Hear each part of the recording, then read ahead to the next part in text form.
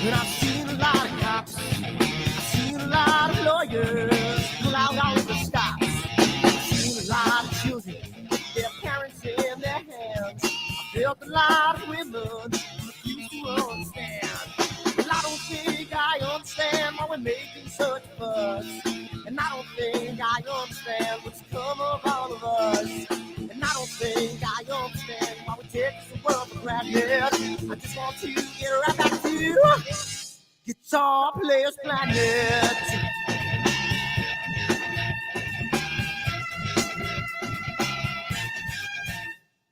You see it in the papers, you read it every day. The riots and the fires going on in South L.A. The muggers and the government, they're all wanting the same thing. They take for your money and whatever else bring. Well, I don't think I understand why we're making such a fuss. And I don't think I understand what's come of all of us. And I don't think I understand why we take this world for granted.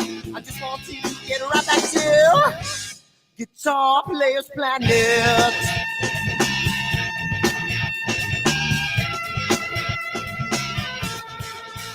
Take me.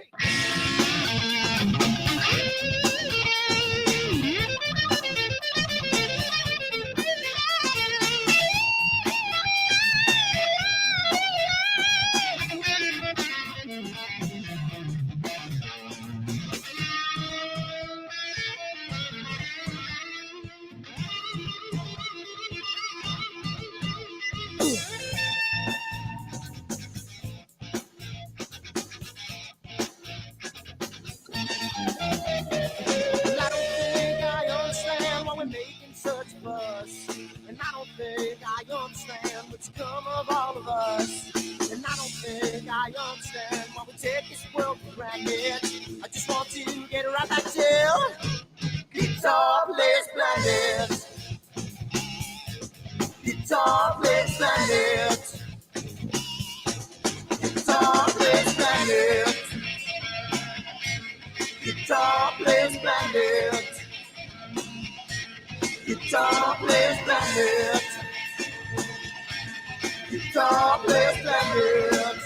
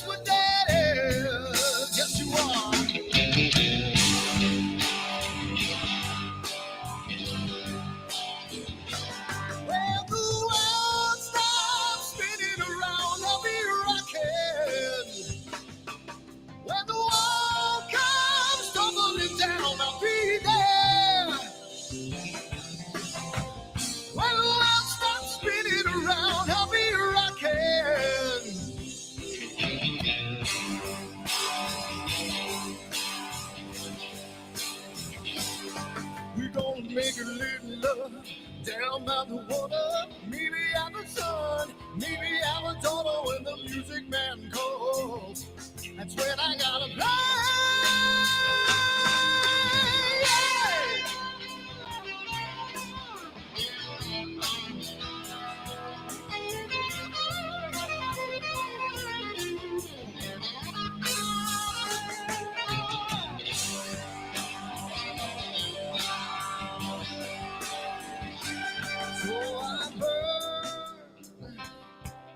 For the things we never had,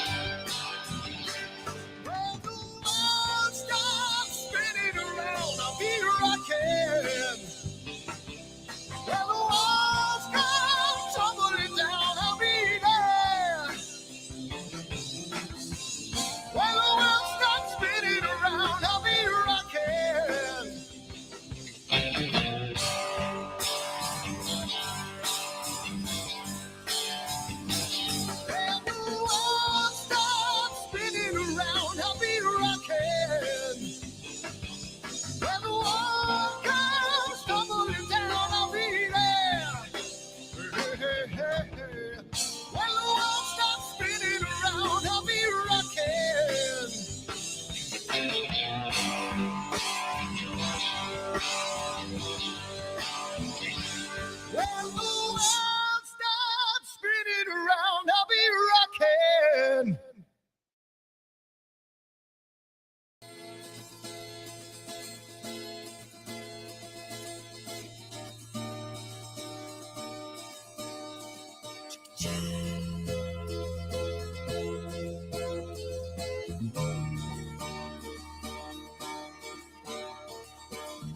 Sunny skies, the smell of country air. Looking back, I could never feel fair. The way the music has touched my soul, the way that the South holds its control. But I've got a new way to choose. I'm gonna start running back to the lands of new. Oh, na na na na na na.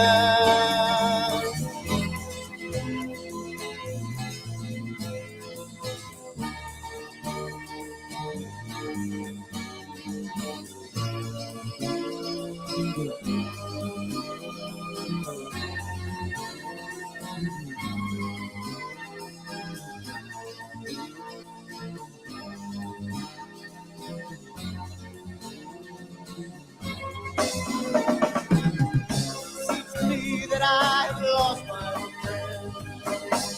Got the sunset off the highway again. Then I get lost on a long summer day. I must go back before it's too late.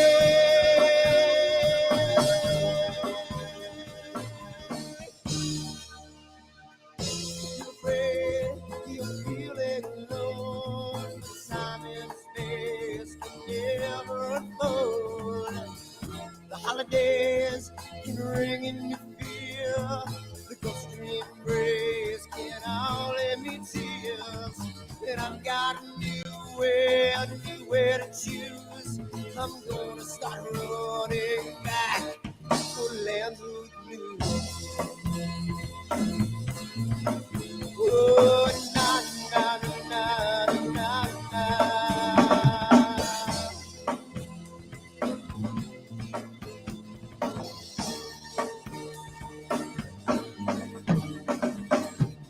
Sitting at the lake, I'm feeling confused, but I had my guitar, so I played this blues. But I'm afraid, what might be true, that I might never be back again.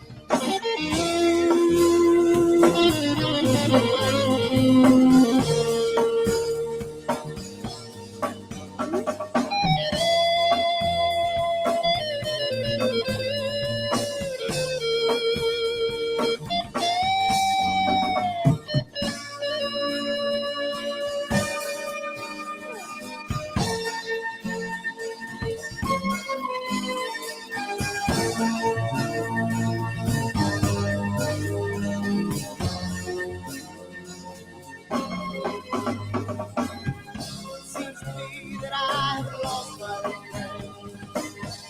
Got the sunset off the highway again. Then I get lost on a long summer day. I must be back before it's too late.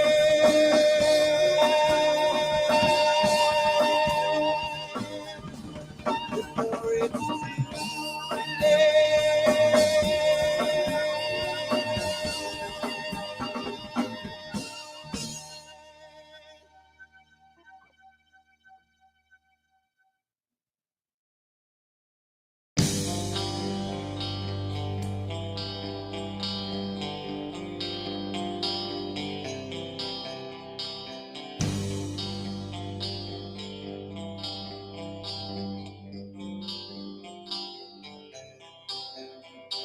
Someone to take me down at night.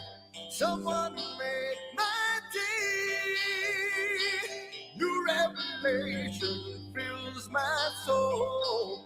Oh, I can waste away. You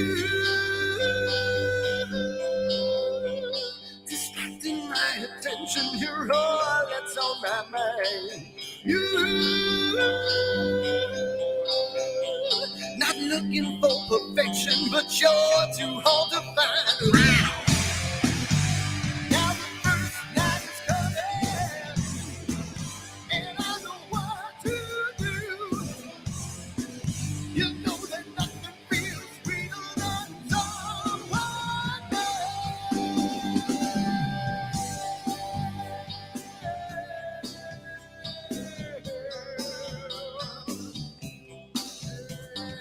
I need to taste your life again.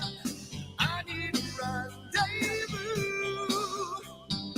New revelation just feel my soul. Beginning and ends with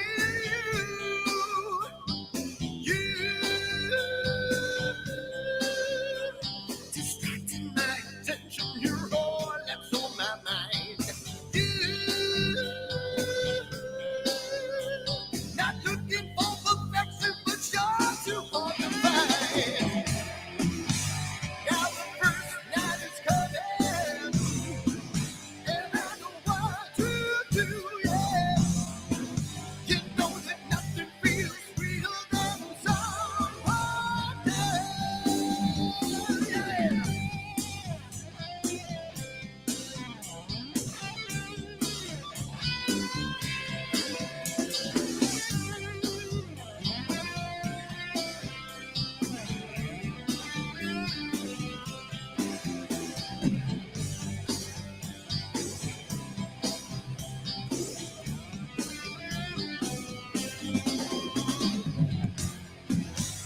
Now the first night is coming, and I know what to do, yeah.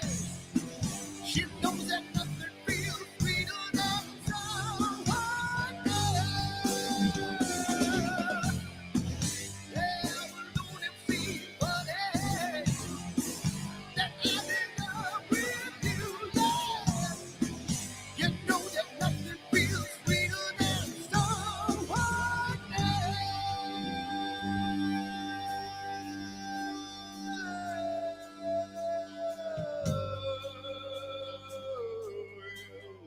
Yeah, yeah, yeah, you. Oh, you. Yeah, you. Yeah, you.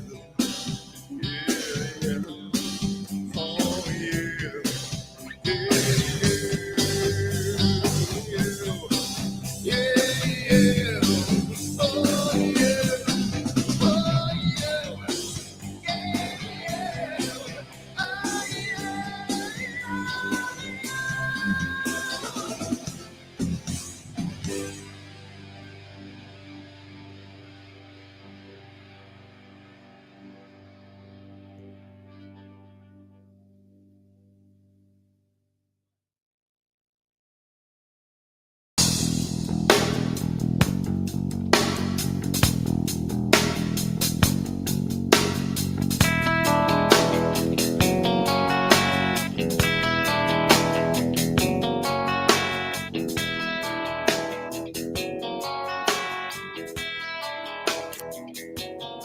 All right.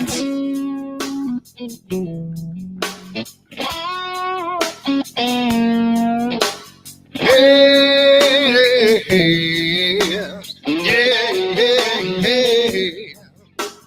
Where did my color go? Got your head in the sand. You can't be in control, using a powerful hand. I wanna be you, I wanna see you. Don't taste the kisses of hate. Don't try to tell me, don't try to tell me, don't try to say it's too late. You're gonna push me to the edge, back me in a corner, making me stand in your shoes. Push me to the edge, hide a little color, it's black and white and blue. Black and white and blue,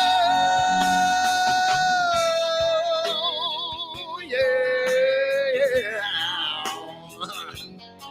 All right.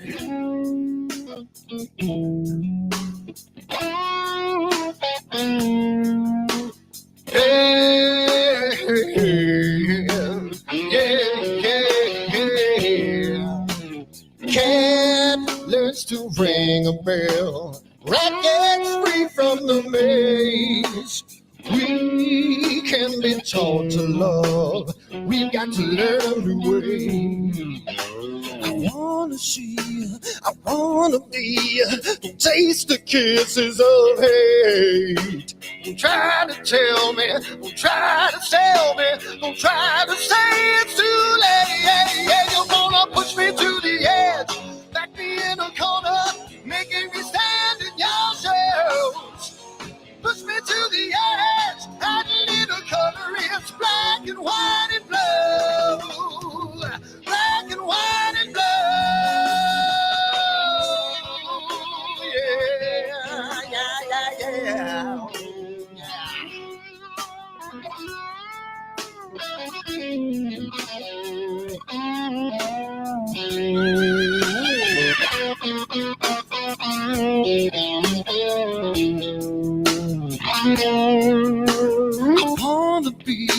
I wanna see, don't taste the kisses of hate. Don't try to tell me, don't try to sell me, don't try to say it's too late. Push me to the edge, back me in a corner, making me stand in your shoes. Push me to the edge, add a little color, it's black and white and blue. Yeah, black and white and blue. You're gonna black and white on the edge, back me in a corner, making me stand in your shoes. Push me to the edge, add a little color, it's black and white and blue. Black and white and blue.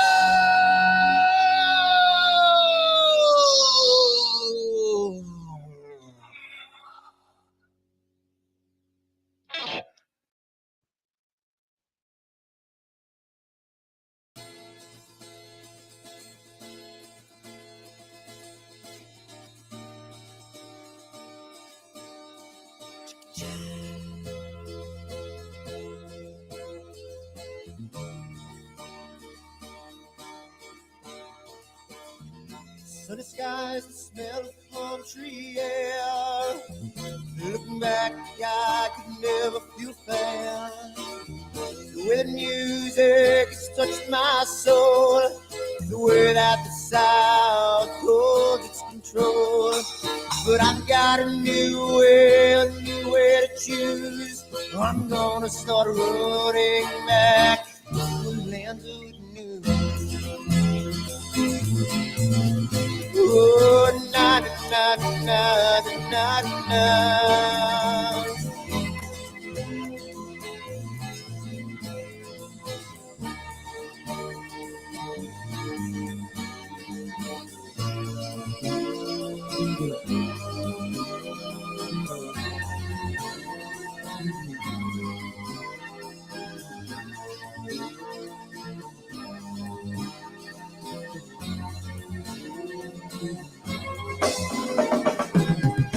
Seems to me that I have lost my old friend. Got the sunset off the highway again. Then I get lost on a long summer day. I must go back before it's too late.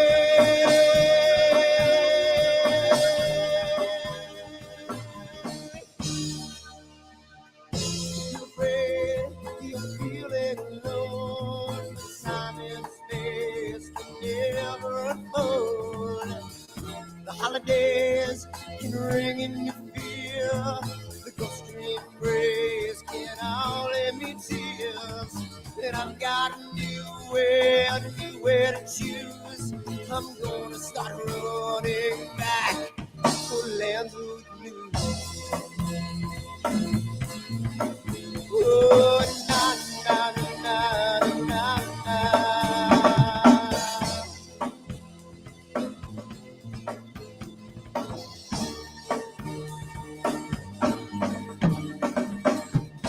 Sitting at the lake, I'm feeling confused, but I had my guitar, so I played I'm afraid what might be true, that I might never be back again.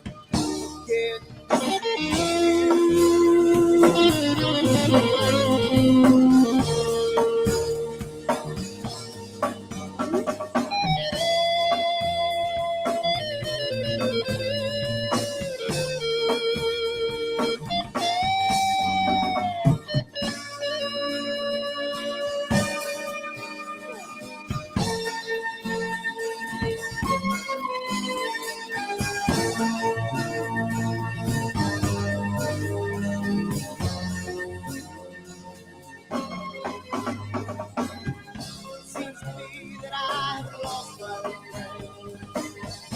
Got the sunset off the highway again. Then I get lost one alone summer day. Lost the light before it's too late.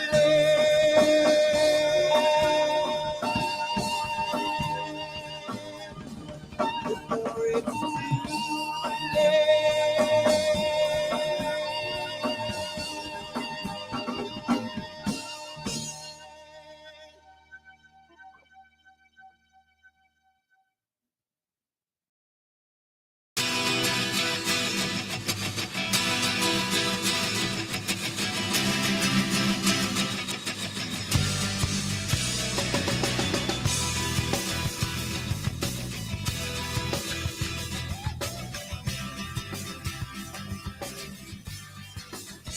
What have I done?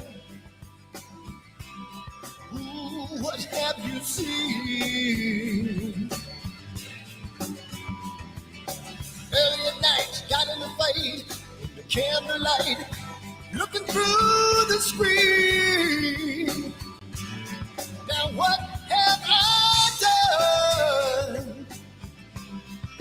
What have you seen? You know there's no picture in love when a person has come in between.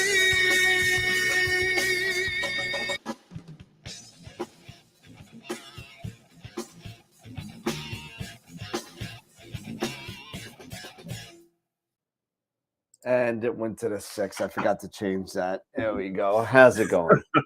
What's up, everybody? How you doing? It's another Wednesday night. Very cool. Smash that like button. Cool. There you go. There you go, Sean. Smash that like button. It's getting chilly out there. Oh, wow. How's it going, everybody? I am exhausted. It has been a lovely week at AstroWorld. I've gotten a lot of stuff accomplished, a lot of interesting stuff to talk to everybody about. First things first, Josh, if you're out there, I guess I got to apologize. It seems that I've misspelled your name again on the picture of the year voting. Apparently, it's been misspelled since March or May. I'm sorry, May, when you won Picture of the Month. So I fixed it, and the new picture's up. So I don't know what it is. He's there. There you go. I don't know what it is with the name, Josh. I'm a horrible person. Hello, Newman. So I did fix it. I put the new one up. You're good. So thank you for being patient with my dyslexia or horrible spelling. So thank you so much. But got some interesting stuff to talk about tonight. But first, we're getting ready to get to the end of the year, yes. And we're gonna have to start hitting up the sponsors for a new year sponsorship. So after Astropalooza, we got to start hitting some people up for that. So so we can give away all these giveaways again next year. It was such a successful year with giveaways. It's been incredible, to be honest with you. Between Master Pix Inside, IP for AP, Optolong, Prima Luce, Camera Concepts, Woodland Hills. It's been unbelievable the generosity that everybody has shown us. So thank you so much to all of our sponsors. But that being said, let's hit up the sponsor slide set, because Bam. There we go. And wait. There we go. There we go. All right. So again, like I said before, the aforementioned Woodland Hills camera and telescopes, they give us a lot of cash. And um, this is it. This Friday? Is it? No. This Friday. Yeah, it's this Friday. The $250 giveaway, isn't it? This Friday? Yeah. Yeah, it's this Friday, the Thanks. 2nd, right? 2nd, yeah. Yeah. So this Friday. I don't know what the 8th is. So tell me what the 8th is. I keep on seeing the 8th being popped up. I don't know what the 8th is. Nobody should be saying any date except for the 10th. Nobody should be saying anything except for the 10th. The 10th is the only thing that matters. so, so it's the occultation of Mars with the full moon. No, Astropalooza on the 10th. Who cares? but Woodland Hills, thank you so much for all year the sponsorship. Prima Luce, Camera Concepts, Optolong filters. I just mailed it out yesterday. The SHO filter set, the first one that we gave away last Friday. Another person won $1,000 set of filters. So thank you to everybody that has been so gracious in sponsoring us in 2022. Masters of Pix Insight and IP for AP. More stuff going away from them at Astropalooza. Many classes, many year subscriptions, many coupons. It's amazing. So thank you. Quasar members. I was able to put the new Quasar member up there. Dr. Hassan, thank you so much. John, Bob, you guys are awesome. All you guys are awesome, and girls. Charity, John, George, Mike, and all the Red Giant members, the main sequence members, Protostar members. You guys, I mean, it's unbelievable. We have almost 50 sponsors from you guys and girls out there. So thank you so much. And if you're not a sponsor, and DB, I don't think you're a sponsor. I think you should be. Just go to our Patreon site and sponsor AstroWorld so we could give you more giveaways, more stuff, and make the show all the more betterer. Betterer. I love your English. You have that new English. My betterer. Well, you really love my English if you just saw my HEM27 review on Patreon. So, yeah. So it's Danny meets Vinny. Yeah. So we got coming up some new guests. We got December 7th, Jeff Dickerman coming from Optech. If you don't know what Optech is, Optech has a great line of focusers, rotators, the Gemini, the FTX series. They're all great products. They got to come, and they also got, I believe they got flip flats too, right? Flat frame. Yep. So yeah. So the Gemini, they got some really cool stuff. Love to see what Jeff has got up his sleeve to show us on the 7th. Followed by 10 days away. 10 days. If I survive. Sean, Amy, Molly, Nico, Josh, Ernie, Masters of Pix Insight, Dr. Sass, Charles Bracken, and Adam Block. Everybody going to be here December 10th. So don't miss that. And don't forget to sign up on the giveaways on the Astropalooza page and buy a shirt. Buy a tour shirt because all the proceeds from that tour shirt go to an astronomy club. If you're already registered as an astronomy club, you don't have to register again. But if you're not registered, email me at dan@astroworldweb.com. On the 14th, Craig Stocks again. Second visit from Craig. Utah Desert Remote Observatories. January 4th, we got Don Goldman from Astrodon coming. Going to talk about what he's got coming up with Astrodon. I hope lots of more good stuff from Astrodon. So I'm looking forward to talking to him. Really nice guy. And of course, come and join us on all of our other social media, Discord, Twitter, Twitch, Facebook, Instagram, all that good stuff. So thank you so much for everybody for dealing with me with my sponsor, with the sponsor slides. And we are back to that. There we go. Awesome. Right. Oh, so all right. Yeah. So So go. I spoke. what do you? No, yeah. So you've been speaking. So I'll speak real quick. Do us a big favor. Don't forget to hit that like button if you're on YouTube, and as well if you're on Facebook. Share the show. Share the public. Sharing is caring. Caring is sharing. If you're on Twitch, all of our other platforms, don't forget to let everyone know. Join our Discord server, and get some insight from us as well as our other members within the Discord community here on AstroWorld TV. If you have any questions, anything like that, you can send them on through there. And you never know, we might even bring your question onto the show to have a discussion with everybody live. So really, so consider checking out that Discord channel. So what have you guys been up to? I just started imaging, and I'm imaging a new target, and I've also been working on a lot of targets as far as working on processing and learning a lot saw of a bunch things. of your stuff. Yeah, so it's been a lot of fun. Learning some new techniques and learning some new methods. We always keep learning, and keep educating ourselves, which is so much fun with this entire, hobby and this process. I know Sean was chatting with Jesse over in our admin chat and mentioned a couple tools for star reduction. He's even got a video out about star reduction that refers to what I consider him a genius, Bill Blanchard, I believe his name is, and the way he uses pixel math for so many different you can do within PixInsight. It's incredible. It's awesome.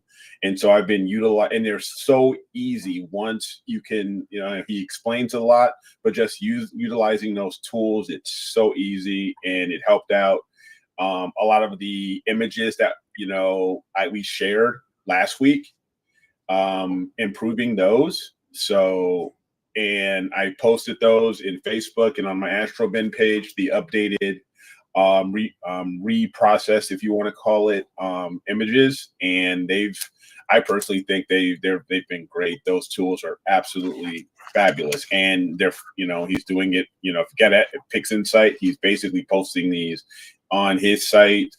He's got links out there that you can just download these process icons for free. So it's really, really cool. It's just absolutely, Mark, his pixel math is absolutely amazing. It's genius. So what you can do with a lot of this There's been a lot of blasts on the Discord channel regarding Bill Blanchard and all the stuff that I have not tried him yet. So I saw some of the stuff that you've been doing on the AstroWorld admin site, and it looks pretty cool. So I mean, it does. It's really, really cool. I mean, how it turned me on as far as like, this is definitely, I'm incorporating this in how I do and how I work in PixInsight to do my post processing, when it tamed Navi in Cassiopeia, when it tamed compared to what I was doing, compared to what has been done, it was crazy. If I can, I'll just give you if I can share this here. I'm gonna go back here and see if I can bring some of this stuff. If I can locate this. What's up, Scott? You guys hear me okay? Yep. Share it to you. Oh, muffled. You got the gloves on and you got the jacket, eh? You just rode in? Literally, I just got here. Then on the trike? So let me, yeah, I had to pick up the boy from his youth group. Nice. Ah. Okay, so let me share my let's see what screen you got first, going so on you there. can do a recap. Screen sharing and share, and let's let's go here. Oh, sorry. Ooh, it's like Doctor Who. Crazy. All right. So you all remember this one, I'm sure, if you were on Friday and through our critiquing of all of our own Yep. images. You've seen this image that we were trying to pick out who did this. This one was mine, of the ghost of Cassiopeia. And you see Navi here, or or Gamma Cass, and how saturated and how blown out this star is. And for a lot of people that I've seen on within Facebook and in Astroband who have taken this target, maybe their first times and working on it. This has been one of those, like on attack, next to the Horsehead, is one of those stars that is kind of hard to tame, unless unless you're doing really short exposures and maybe minimal gain or things like that. But at least for me, I'm speaking for myself, this was one that I thought it was actually okay, given the brightness of this star, the magnitude of this star. I thought it was great. But after getting, chatting with Jesse and Sean and watching Bill's YouTube video and checking out his star reduction, I mean, this is insane. So to go from this, and let me see here, to go from that guy to what is now this guy. Oh, wow. Big difference. That is a huge, huge difference. And with that star reduction tool. And it even took care of the halo. Yep. Which was amazing. And then I've even checked out his color mask and used his color mask along with, my HA and Oxygen 3 to help boost up the color and the color in here inside the nebulosity, to bring that out a bit more and to enhance that.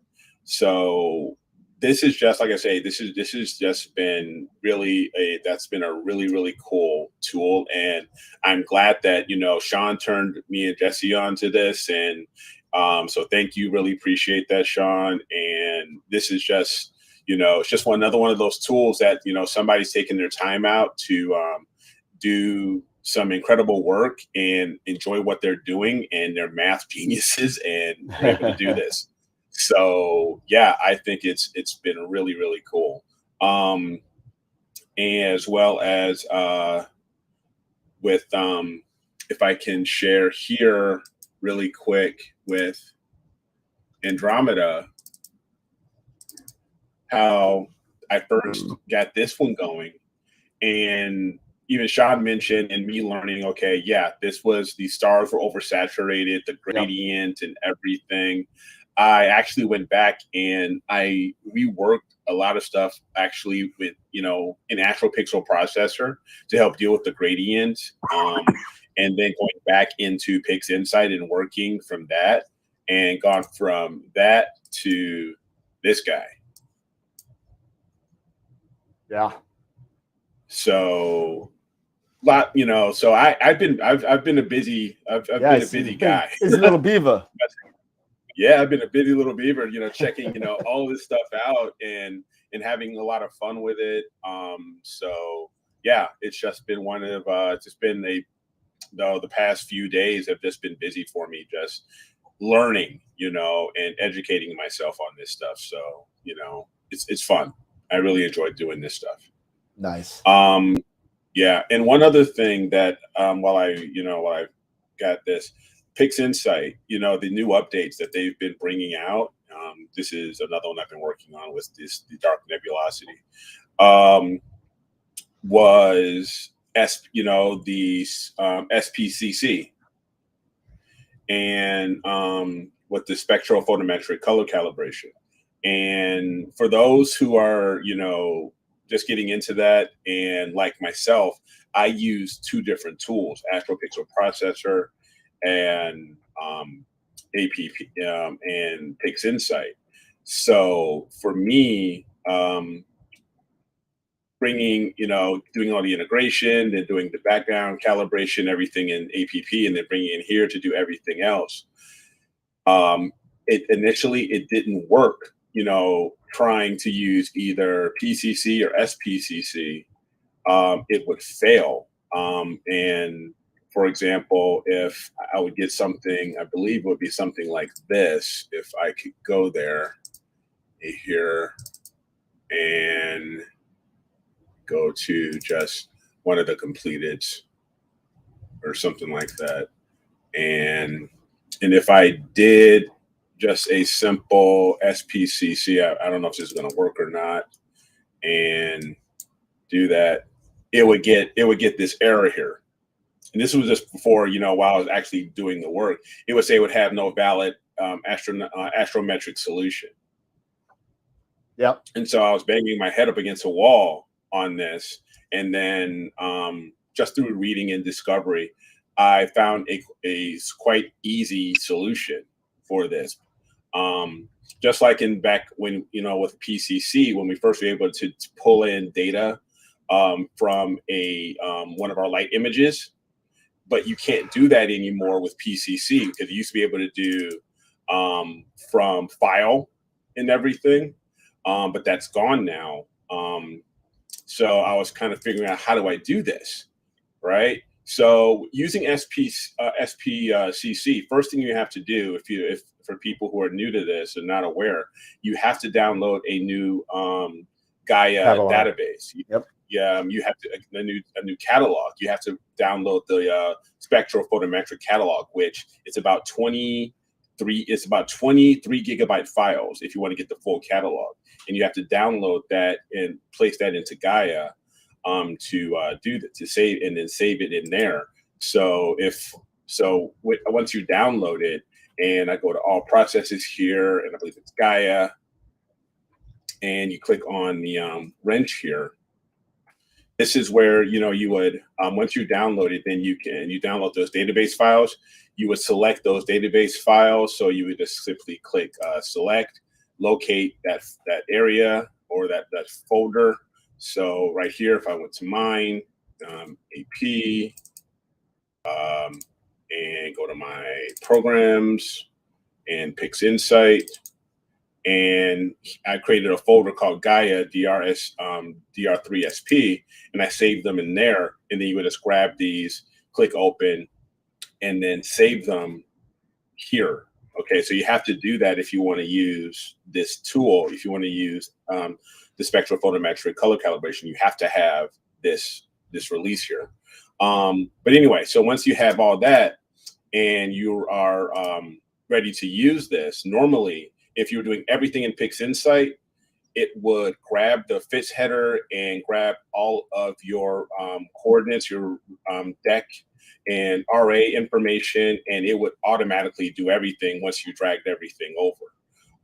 Once you did this, and you would drop it in. But like I say, right now, it's broken. It won't do it. It fails. So what do you have to do? So if you're coming in from, like me, from APP or another, maybe Deep Sky Stacker or what have you, what you'll have to do is you'll have to go to script and go to utilities. And you go to this script called copy coordinates. So you'll click on that. And what you'll do is you'll select that FITS file, your original FITS file, like I have here, okay? And I select transform copy, and then I would click OK. And then it would begin to copy those coordinates back from your original FITS header into your image here, or into, I should say, or into this image. Now, once that information in a FITS header has been updated, now you can actually go and you can drag and drop, and you can actually run the SPCC tool and do your color calibration, and it'll work. So, for example, so if I did that here, now it's going to, no stars found. That's probably screwing around with something, but trust me, that's how it will work. And once I figured that out, I was like, all right, easy.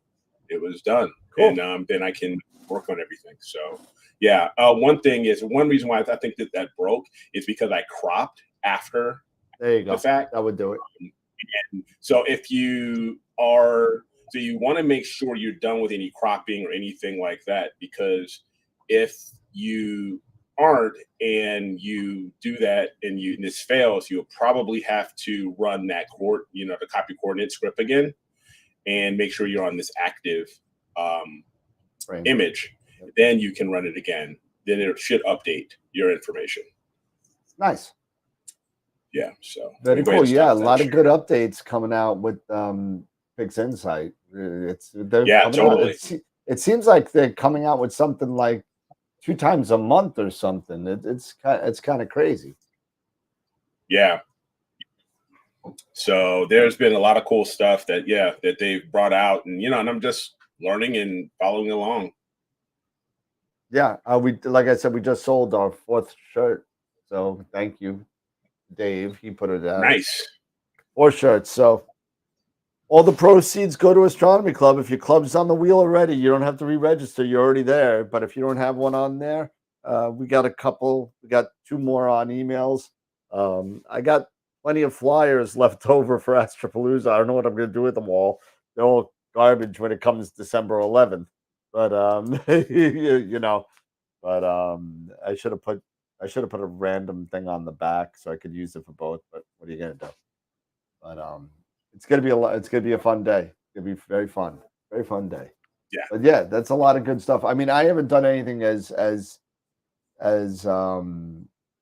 deep as you're going, because I've been just playing around with that HEM 27 and a Red Cap 51. Okay. I mean, I didn't even start doing anything with this, but I could show you what I got. I just haven't had time to really get into the processing of it, but here is, let's see, can I do this? Nope. Can't do Okay. that. And there you go. So that's what I'm dealing with right now. So remember all those blue splotches that were in the last pictures? Yeah. They're gone. And it was another Dan Higgins brain fart. Mm-hmm. It looks like, I guess I must have unchecked. And thank you to Sean Nielsen for saying, "You sure you don't have this thing checked?" And I said, "I'm pretty sure I got it checked." When it goes to pixel rejection. Yeah. Okay. I had no rejection on there at all. So even though I thought I did Windsorized or ESD or whatever, and somehow it got turned off, so there was no pixel rejection at all. So it kept on putting all those blue splotches. Once I checked that box, everything was fine. So, but this is Cool. literally, now I don't know if some of you have this problem at one point, but I had an issue with this, and I have a computer that's a Ryzen 9, plenty of terabyte space on the hard drive, on all my hard drives, and my computer said out of memory. 128 gig of RAM too. What was taking up your resources? Well, nothing. I had nothing running. Nothing was running. Nothing was running. Nothing was running. So swap file pointed. Nope. I got a separate SSD just for swap files. Okay. So, well, I never did a project this big as far as number of subs is concerned. This was 1,069 30-second subs on M31. On M31. Wow. So it's only about 7 hours, but it's almost 1,100 subs. So here's the thing, and I'll show you. If you ever have this problem where you're getting an out of memory, and you're like, there's no way in hell am I out of memory. There's no way. I have nothing running. It makes no conceivable. It's inconceivable. But so it was like I was like, what's going on? What's going on? And I, again, like you, Eric, and like everybody else out there, I'm sure the University of YouTube and doing your due diligence and stuff like that. I'll show you a little something that I really didn't know about, to be honest with you. So another keep educating, right? So I'll share my screen again real quick. And if you go, whether it's in WBPP or image integration, I'll just do it from image integration because it's pretty much the same thing. If you go into image integration, okay, this buffer size here. Now, to me, thinking computers, a larger buffer size would mean more memory, right? That's what I would think. Okay. So the funny thing is, and where's the I don't know where the hint is. The hint is not there anymore. Okay, so this is there, it was right there. Oh my god. There we go. Okay. This defines the size of the working buffers read for the pixel rows. So when you do the integration, it says step 1 of 3. It'll say rows 1 to, I don't know, 1250, whatever's in your row. It needs enough of a buffer with all of the subs that you have to read all those rows. So you actually have to lower the buffer size in order to fit all the subs when you have a project of that many subs. So I went from 16 meg buffer size to 4. So you have to bring it down. Got to bring it down. Sometimes you would think about it would be the opposite. I did 32. I said, all right, let me go to 32 meg. And that failed. So that made me cause to do some research. And yeah, you actually have to lower the buffer size when you have a project of that many subs where you're doing that many rows. Your buffer. So what it does, it'll break it down. So all of a sudden you'll see 7 lines of rows instead of just one. See what I'm saying? See what you get it? I see the light bulb. I see the light bulb turn on. So all of a sudden it's taking it into little batches. Instead of one big batch. And then you're fine. Yep. So that's just a little something that I learned this week. Hey. And I'm sure somebody could definitely explain that a lot more eloquently than I did. But that's, that's my rendition of, if you got a lot of subs, lower the buffer size. It'll break it down into little batches so you won't run out of memory. Yep. That's hey, I would have never thought of that, honestly. And see, if I'm not using APP, I'm using WBPP. And so I'm not really going through the entire process like you were going through. So yeah. Yeah. So but no, that's good to know. Yeah. So if you ever do an 1100 sub project, then you may want to think about that, even if you have 128 gig of RAM in your system with 30 or 40 terabytes of hard drive space across your system, and that's something you got to do. So it looks like Mark had a question about a good flattener reducer for the ED80. And Dennis came back saying Stanfield makes a great flattener reducer because he has one for his 127. It's Explore Scientific 127. Well, there are flattener reducers out there, and they're literally labeled for short refractors. So you may want to look into those. Got the Hotech? Either the Hotech or even the Orion ones aren't that bad. Okay. You know, they are entry level, but they're made for short, like f7 refractors, like an ED80. Right.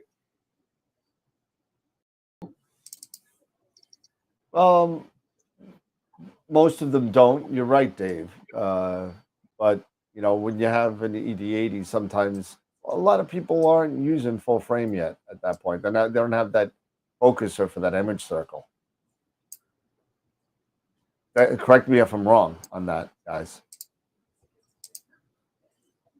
Tweet. I think you're right.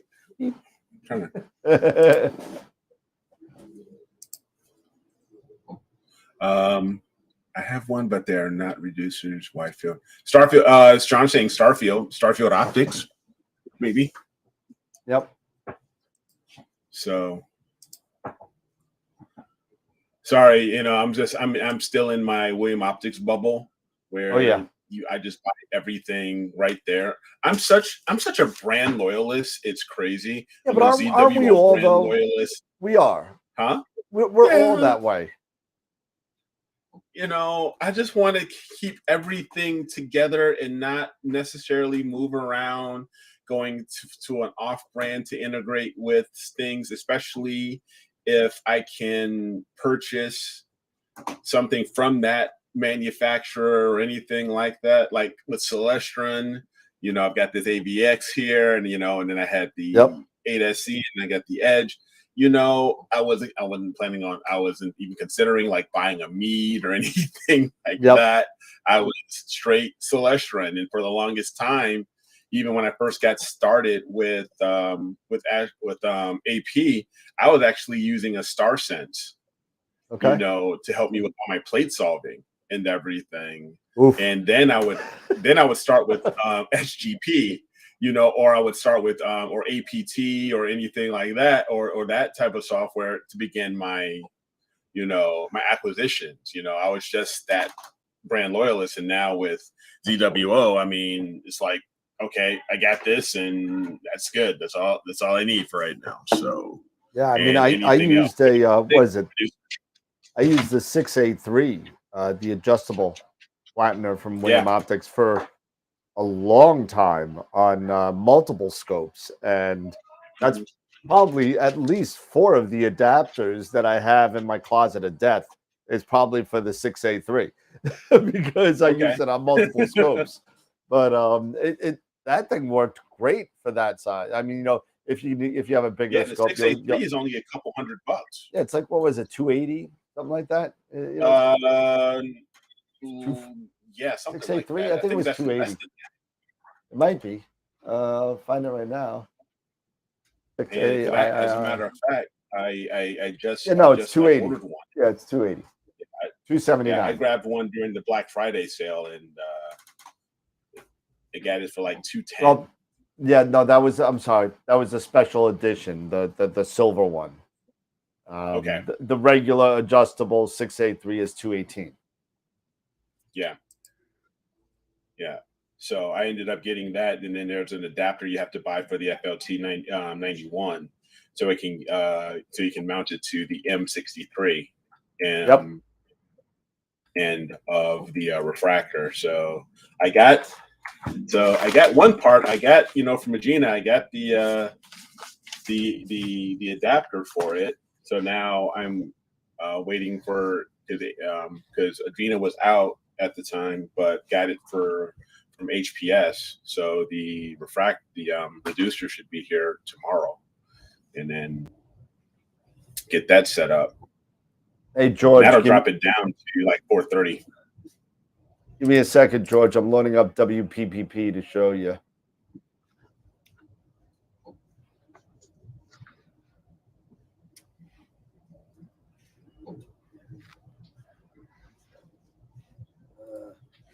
Really, your scope.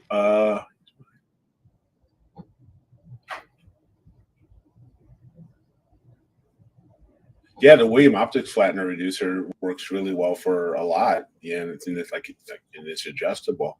You just need to work on maybe figuring the distance, but a lot of that you can even probably work off of William's website and see comparable distances are for his current refractors and go off of that maybe towards what you currently have and begin to use that with a little bit of trial and error and then figure out your spacing. Is that what you had to do, Dan, when you were working with how did you since you had the William Optics reducer? Yep. But you don't have a William Optics scope. So how did you figure your spacing in your adjustment for the reducer to work with your scope? Basically, I just got I went to Amazon. I bought the right, I bought a bunch of different spacers. I started at 55, to be honest with you, and moved it back and forth from there. And I did it through CCD Inspector. Oh, okay. Because So did you actually adjust the reducer, or you just kept it all? No, I actually had to, because when you're really the 6A3, if I remember right, when you're not using it with a William Optics scope, I believe it's a straight. Let's see, give me a second. And I believe you start at 55, if I remember right. That's what I saw. I read somewhere. Okay. And then again, it's going to be different for every scope. But then what I did was I started at 55, and then I used the adjustable part of the 6A3 to narrow it down. Gotcha. And that was the easiest way for me to do it. Okay. So sorry, I see in the background. That's what I was laughing at. But oh my gosh, I got the birthday boy behind me. But let me show George some. Hey, Jerry, thank you. Welcome to Protostar. Thank you so much for being a member. Thank you, Jerry. And so let me share my screen real quick, and I'll show you the answer to your question. Birthday boy. Say hi George, to everybody. Give me a second. Since you want to be on the show. Come here. All right, so here's PixInsight, right? So when you go into PixInsight and you just do your WBPP, this is WBPP. This is the newest version. And when you go under your lights, there's a bunch of different types of settings that you can mess with. And normally, a lot of people do a lot of automatic default settings. Now, the rejection algorithm is right here. Now, a lot of people leave it on auto, which is fine. But the first time I did this, right, I had it set at auto, and it failed. And I got all those blue spots on it. So I said, okay. So I took it out of WPP, and I did it in image integration, which is right here. Now, with image integration, a rejection algorithm can be no rejection. That's where I had it set. Originally, I thought I went to Winsorized Sigma because I had over 1,000 photos. Usually, I use ESD, but that wasn't working for me. So I went to Winsorized, and that seemed to work. But the second time, I must have clicked to the side or something, and I hit no rejection by accident. So there you go. So that's what I did. That was wrong.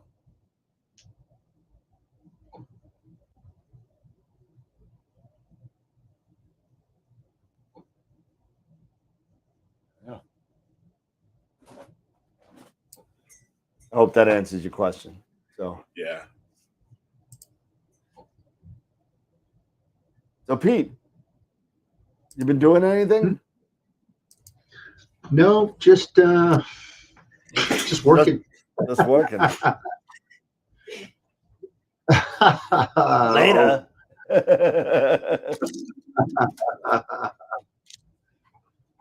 That's funny. Good thing 3 inches of rain tonight. Snow level is going to be down to 1,800 feet, so we might get about 2 to 4 inches of snow here. So Okay. my days of being out imaging are kind of shelved until probably March next year. Uh-oh. Uh-oh, Eric. Uh-oh. He's on. Yes, he's. Look at this. Even you can have one. Hey, is this a Liberty Mutual commercial? Yes, exactly. Emu's at the bottom. I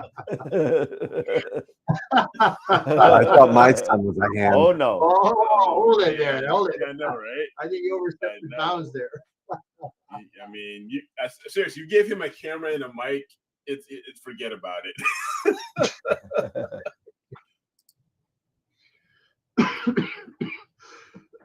So I do have a bit of good news. Look at that hair, bro. What's up? I know. I thought my hair was bad. That gives new meaning to blue hairs, right? My nephew did that. Oh yeah. So for those of you that don't know, and maybe I'll show you guys offline. I can't do it online. Oh my God, he looks like Jack Nicholson. No. He's evil. Does he observe? Yeah, he observes me and wondering why I do what I do. Why do you do that? When he was younger, I try to get him out and hang out. I know it's difficult. He'll enjoy it later. He's yeah. I'm sure he will. Wow. That's all I can say. Wow. And you wonder why I don't have one of those. Wow. That's all I got. So, Scott, we haven't seen you in a couple of weeks.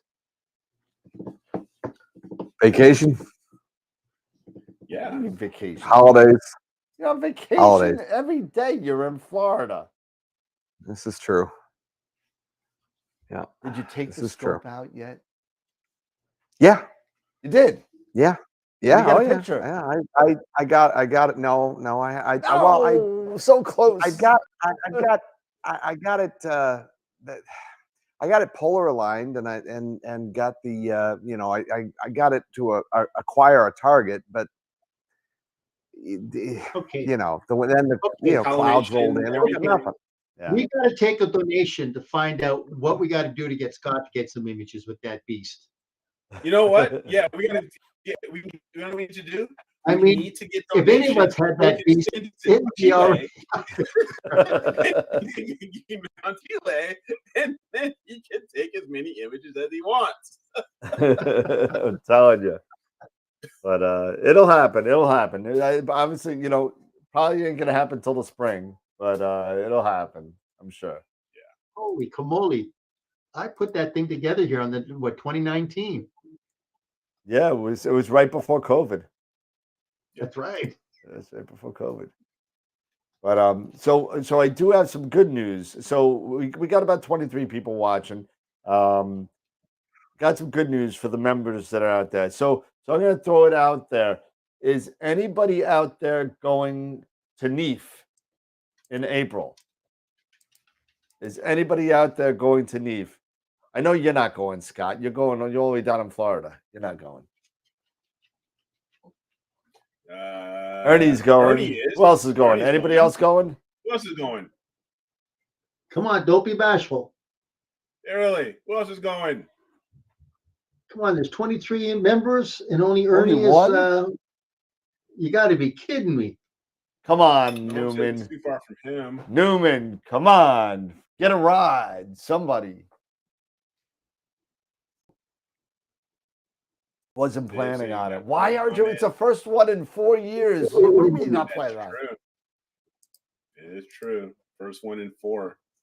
But, you know, it's Never- been the Never last been. one. Well, all the more reason to Yeah, come. so now this is a great experience. It'll be a great opportunity. So it's gonna be in upstate New York, in Suffern, New York, where it is all the time at Rockland Community College. April 15th and 16th is the actual NEAF. However, on the 13th and 14th, they're having something called NEAC. And if you don't know what NEAC is, that's I'm gonna do this slowly. The Northeast Astro Imaging Conference. And that's 2 days of workshops and talks, and you know what? The past two I was supposed to go, I was booked, and I've never gone because COVID hit us, and it never happened for me.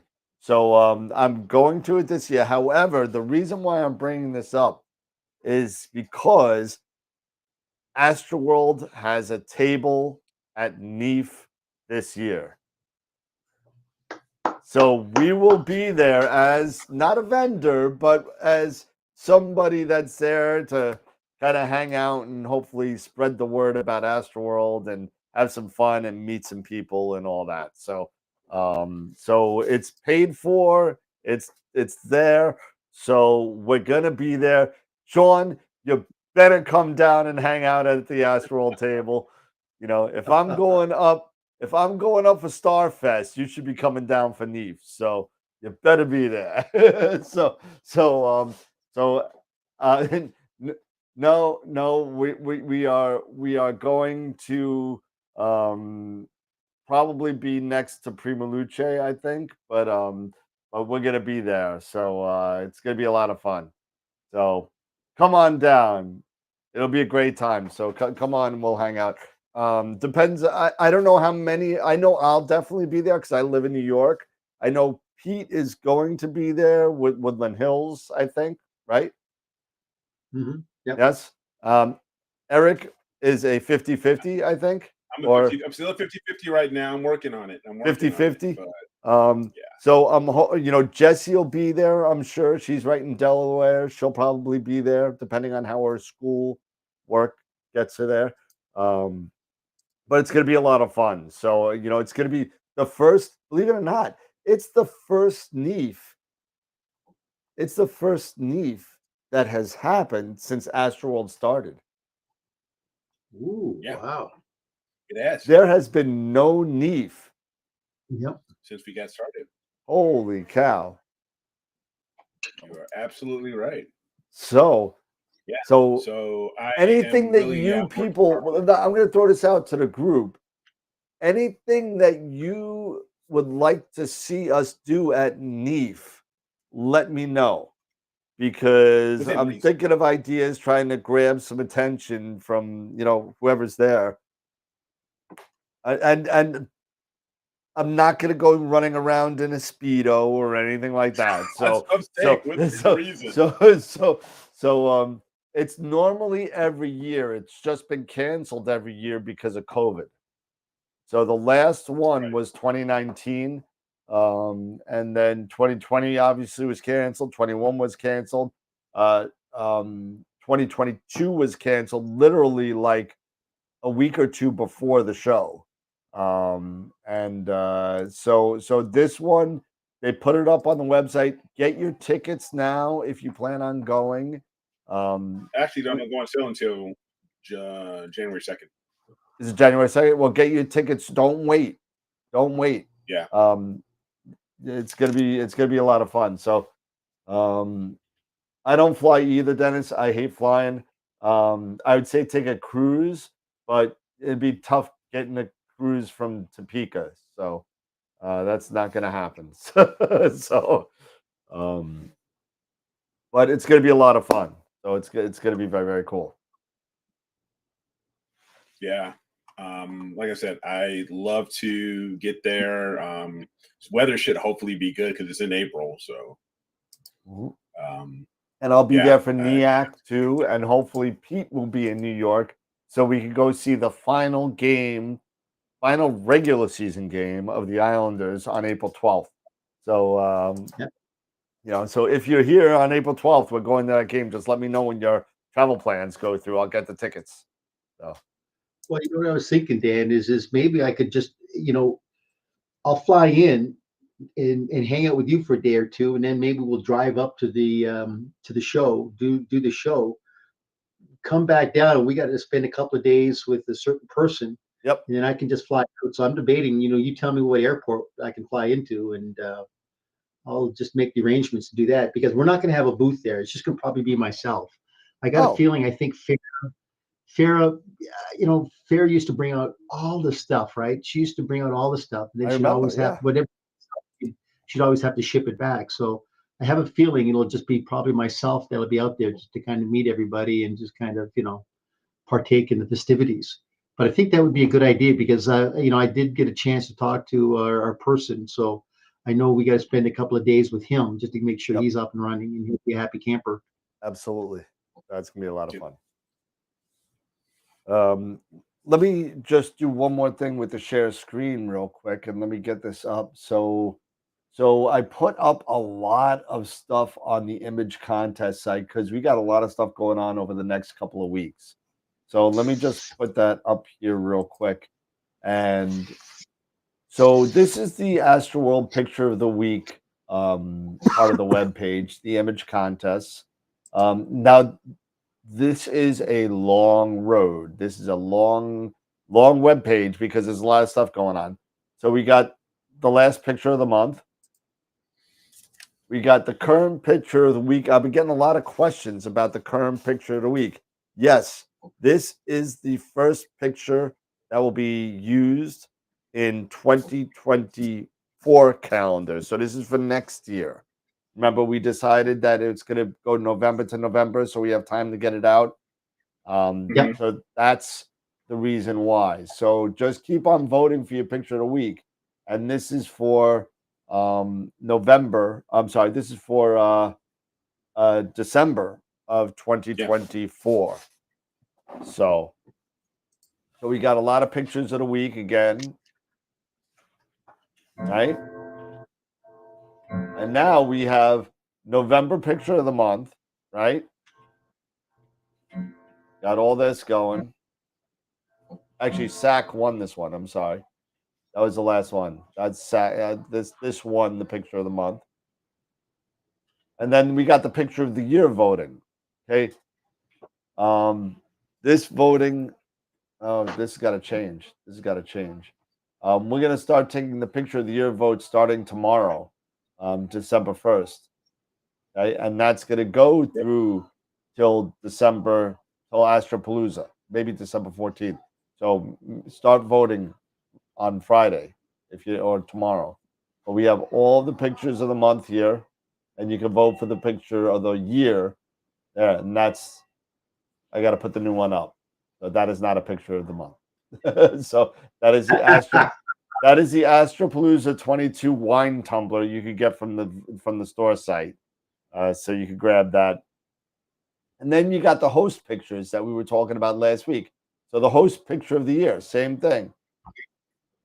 And you got to vote for one of those. So you got 3 things to vote for. Okay? That's it. We got 0 votes for that right now. That just opened up. So go start. You know what? I'm going to open up the votes right now. So you can start voting now. So don't be bashful. You got to vote now. Come on. So I'm going to change all that right now. Just give me 2 seconds and I will change it right now. I should give you the updated pictures of those that I just Nope, redid. too late.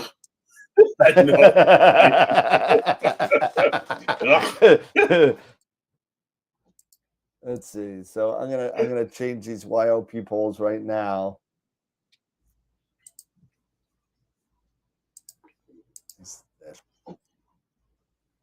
And I also took, so with the HEM 27 and the Red Cat, I also took about 7 or 8 hours of, I did easy targets. So, well, not normal targets, not easy targets. So, just normal target, M31 and M45.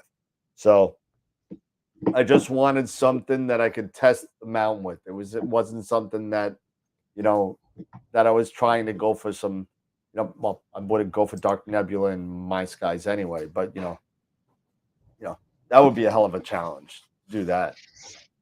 Do a dark nebula from Long Island. Yeah. Good luck with that, because you can't use narrowband, Dan. Yeah, I figured that out. Saying. Thanks. Whoops. Image of the week, picture of the year. Let's see. We're going to change this right now. What's today? November 30th, right?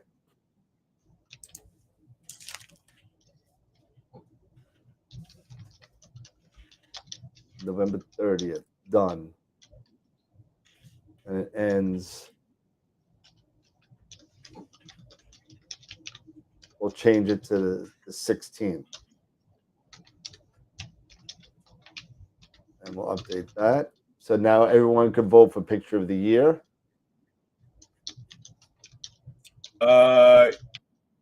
Yeah. Jerry, there's usually some pretty good deals, maybe towards the end, pending of the expo, because a lot of times, and correct me if I'm wrong, guys, because at least Dan, you've been there. I don't know, Pete's been there. Pete, if you've been there, yeah. They don't usually vendors try to not send as much stuff, bring as much stuff back with them. Yeah. So there are times where you could possibly, have a good opportunity for a good deal. So now you can vote for both. You can vote for everything right now. So go vote. Go vote right now. And you're good. But yeah, Eric, you're right. You can get deals all over the place. Some dealers are more open to making deals than others. Don't lowball. You're not going to get 40% off a scope. It's not going to happen. So, make something, usually, Eric, you're right. Towards like Sunday at like 2:00 in the afternoon, you might be able to get like some cool stuff. Like I picked up one year, I was looking for a Dob. It was in 2000, and it was a long time ago. My dad was dying, and it was 2009. It was Neef in 2009. He died in June. Neef was in April. So I don't know. I don't know who I bought it from. Maybe I bought it from Woodland Hills. I don't know. It could be. They may be still looking for the money for it. But I was looking around and I saw this. It was an XX12 truss tube Dob, and it was an Orion scope. So it was an Orion truss tube XX12. Mm-hmm. And I was eyeing it the whole time. It's going for about $1,300. So I was like, all right, I looked at it. He's like, you take 13? Will you take 11? And I don't want to take 11. Waited till the last day. Got it for $1,000. Used my dad's credit card. My dad dies in June. Never paid off the credit card. So I still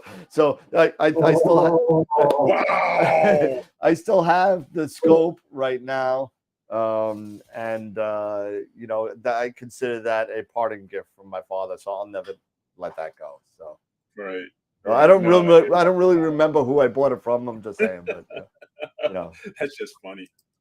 Hey, oh man, life's little secrets. Hey, that's a little known thing. When the parents die, unfortunately, that's their debt. It usually, when they have no money, like my dad had no money, so they couldn't come after us for anything. So it just went to bad debt. And that can happen. That can definitely happen. So where has that scope ended up? In the closet of death? No, it's upstairs. I use it when I do imaging on site places. If I don't want to drag out the 18-inch Obsession, I'll drag that out. It takes up less room, and it's a 12-inch f4.5 or something like that. So it's a nice little light bucket, and it's got the IntelliScope if I need some help. If I want to go searching for some some random galaxies in some obscure part of the sky, it'll give me a little hand. So pretty cool, pretty cool. Nice. Yeah. So Neef is coming. Please give me your ideas of what to do at the table. You know, I'm looking for ideas. So I'm thinking of one thing I was thinking about we'll is put something together, man. If we can all put our heads together. We'll figure it out. The whole viewer membership, everybody, we can figure some. When is the raffle drawings for what? For tonight or for Astropalooza? Astropalooza. It's not tonight. Astropalooza is the raffle drawings for the computer and the Eagle Core. We'll do that. We'll do that Astropalooza as well. We'll do that on Astropalooza because we got play beer pong. I will not be playing beer pong. not doing that. Although you know, I'll bring my shaker with me just in case. So. You could always do an interpretive dance, you know.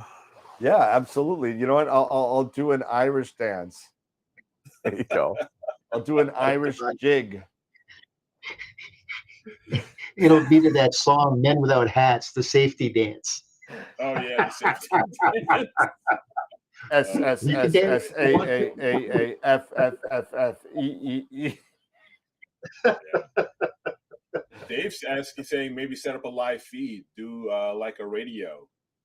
Yeah, you know, that's something we were thinking about. If we get enough people that are hosts that we could man the table and have one of us running around talking to people and then switch on and off. I think that would be pretty cool. That might be pretty cool. No, that like I said, I'm working on it. I probably will be going, but I'm just not. I can't say 100% yet. I'm like at about 80 right now. Oh, you're really that high? Yeah. Oh, nice. But yeah, I definitely mean even something where we do some sort of definitely live feed or whatever, and we can somebody walking around the area, even running into folks and having a quick chat, what have you, something like that. I think that might not be a bad idea, during that live feed, maybe running into some fellow YouTubers or just chatting with vendors and stuff like that. So who knows? Yeah. Well, Trevor was at the last one. Trevor Jones was at the last one. I think that was the one I actually bumped into him and spoke to him. Yeah, I think it was. Let's see. A lot of people go to these things. So I mean, this hunt. I think that it's going to be if this really happens this year, and I think it's gonna. That it's going to be huge because it's going to be like the way the star parties were this year. If any of you have gone to any star parties anywhere across the United States, anywhere, I don't care where, even in Canada, these things were sold out. When they usually sell out in 3 to 4 months, they were sold out in 3 to 4 weeks. And people were just dying to get out, and go into, do what you do, and have a star party and hang out with some people you haven't seen in a long time. Because sometimes people only see other people at star parties, and it's a lot of fun. So, no, that's you're absolutely right. I mean, I'm sure we've seen, what was it? I was on watching a video of the Astro Imaging channel with Molly on there, and she was at Opitech, and it's she was even saying it was like, this is great, the amount of people that were able to make it and everything. It was so funny because the original owner of OPT, Greg Weatherwax, would get dressed up as Superman. Oh yeah, and remember, he would run down. Yep. And then in his sandals. And then remember, next year was Vic Maris with Stellarview. would get dressed up as a superhero, and the It's two of them would great. go right there. It was just so much fun.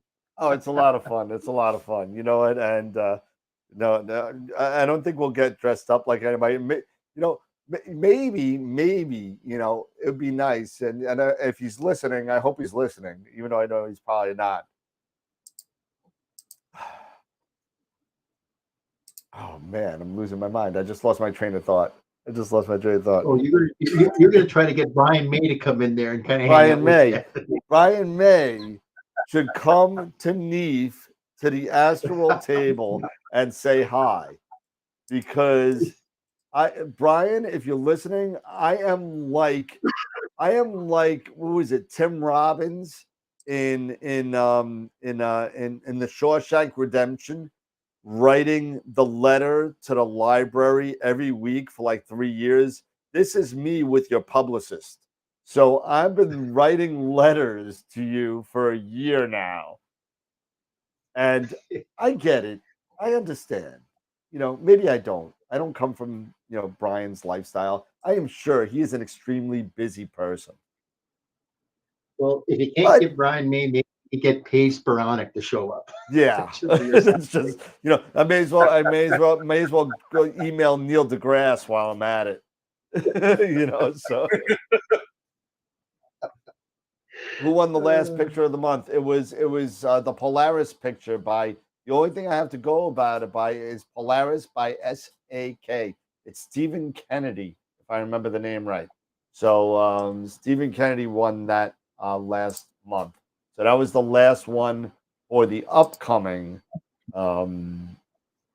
Hey, but don't we want more information as to what the duration was, exposures, amount, we do, numbers? but by the voting, that's who won.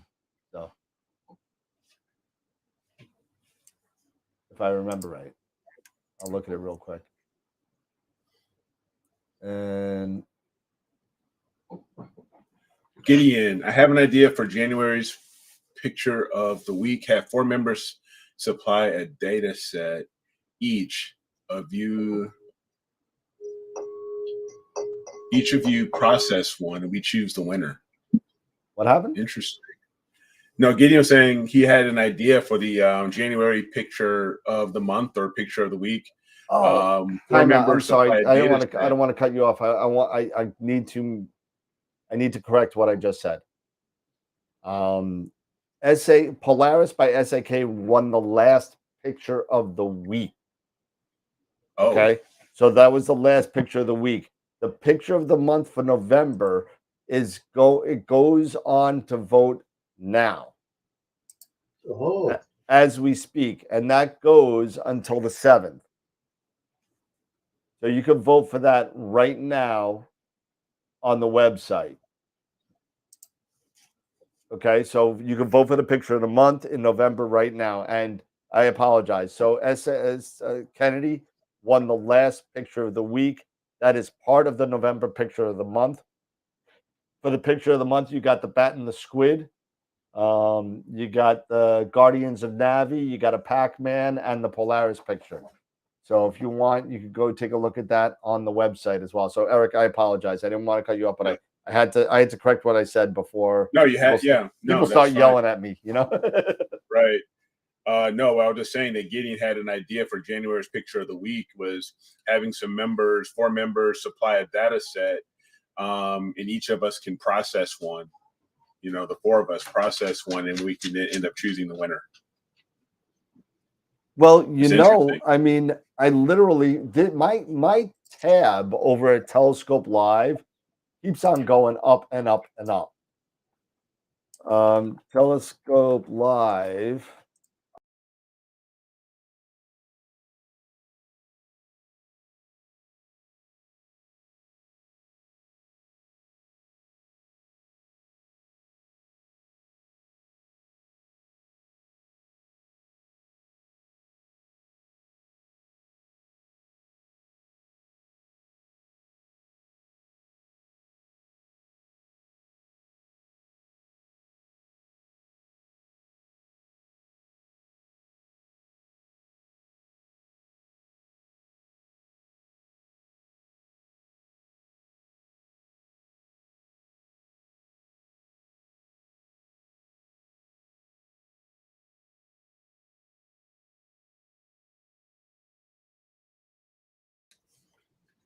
There we go. We're back. We should be back.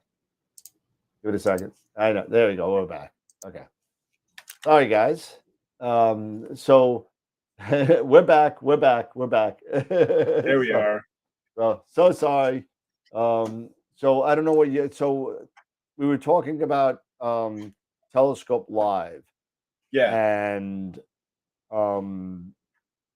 Telescope Live, we did the Sun Sky Challenge. We did the Tarantula Nebula. We did a whole bunch of stuff. We got, people donated. We got something like 400 credit, 400 minutes, I think, like 2 hours of each filter, I think we got. And it turns out if you haven't watched the show, what was it? The Wednesday before Thanksgiving with Sass, Bracken, and Whitby. We probably didn't need all that data that we got. We could have probably done 1 hour on each filter and had a day on the Tarantula Nebula because it would have been just as good. Now, that being said, I joined Telescope Live when we started that 2 years ago for $19 a month because I thought I'd use it. I've never used it, and I've now accrued 289 credits at Telescope Live.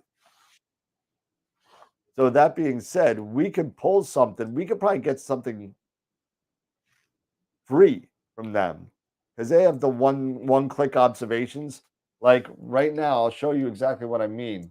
Let me share desktop 2 real quick. Okay.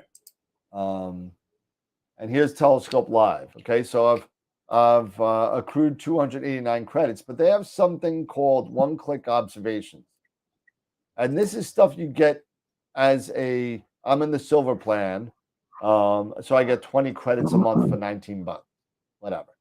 So if you go into one-click observations, and I think I already got one, but this is the stuff you could get for grab for a half a credit.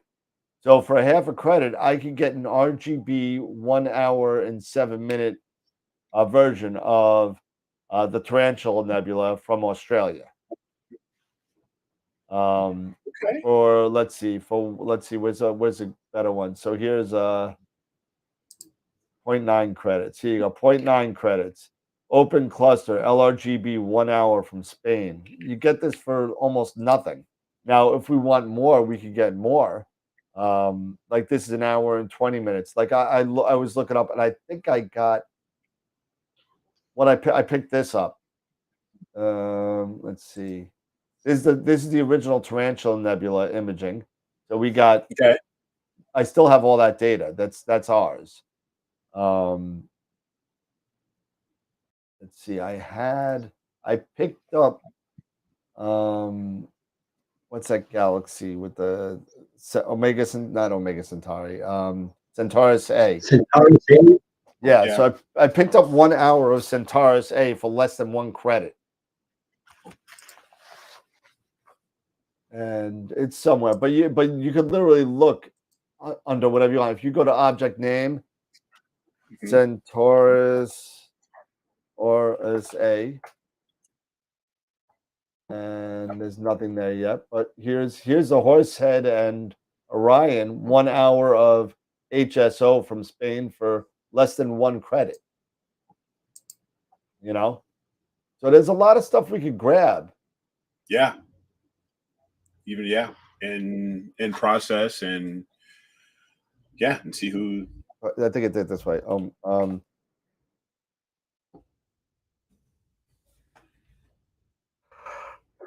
I think I like where you're heading here. As far as an idea, and it works up.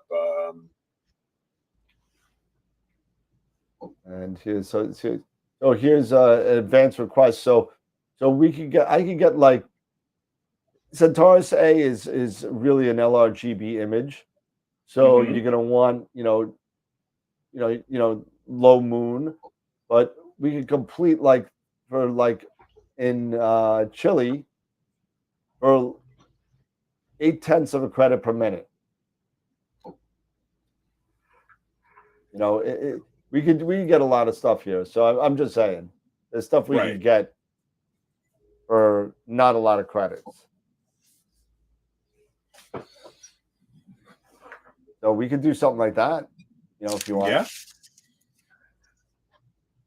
So how about No, this, everybody? I like the idea. No, I like the idea. I like the idea of being able to do that, as well as maybe we even put that out there, some of that out there to as far as a competition, and then and we can try that out. Yeah, why not? So why don't people throw out some target names, and Targets, we'll that's grab what a I'm saying. target. And remember that most of these we can get anywhere in the world, any target in the world. So southern or northern. So yeah. Yeah, Centaurus A would be a really cool target to process. everybody wants the dragons. Talk about the dragons, so why not? Dragons, Statue of Liberty. Oh yeah, that's so crazy. The Statue of Liberty in the Southern Hemisphere. So we got 3 dragons, 1 statue. Yeah. Yep. Norm, I'm thinking of dropping the dragons data. All right. Oh, the question mark. Mm-hmm.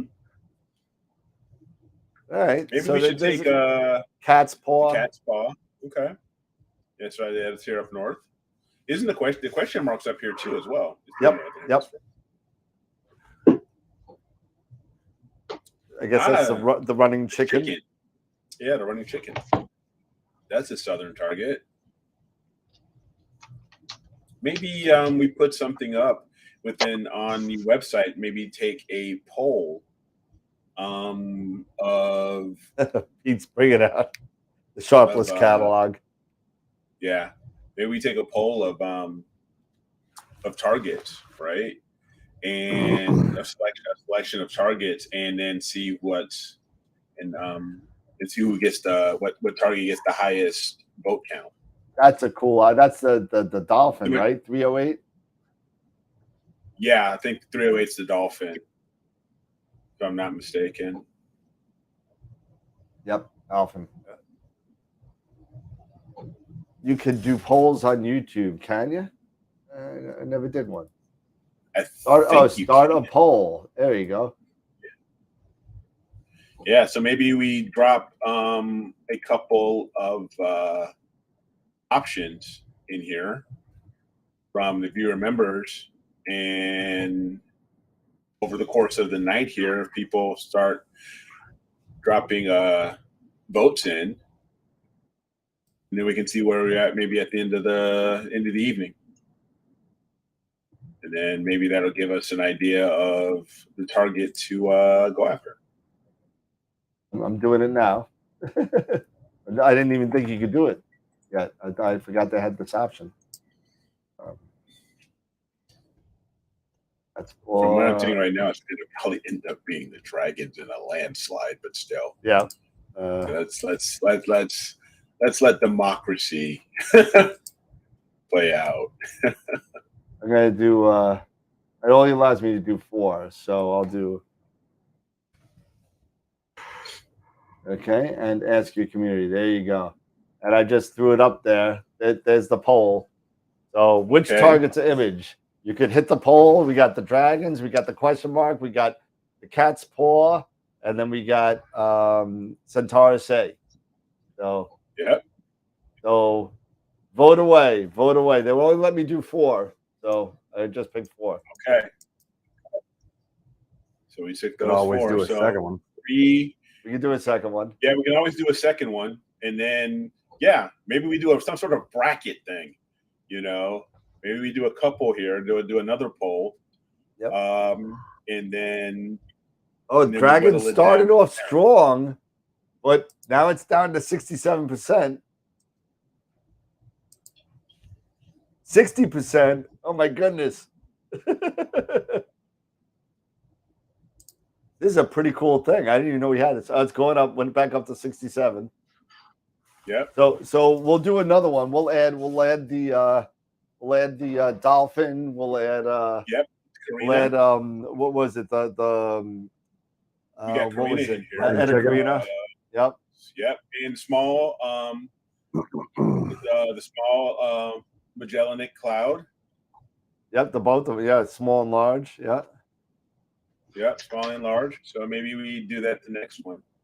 And then we take the top 2 out of each one, and then we have a final round. Yep. All right. So we'll do 3 rounds. I'll think of some more.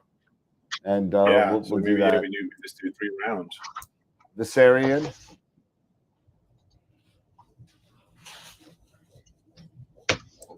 All right. So no, I think that's a great. I think this is a good idea to definitely do a poll. So we're going to close this poll at 10:28. We're going to close this poll. So everybody vote. 10:28, and then we'll get the second poll. So.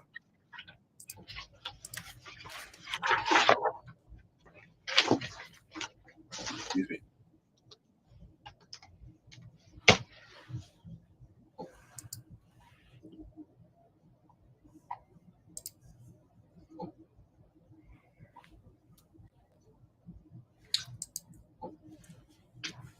Let's see here.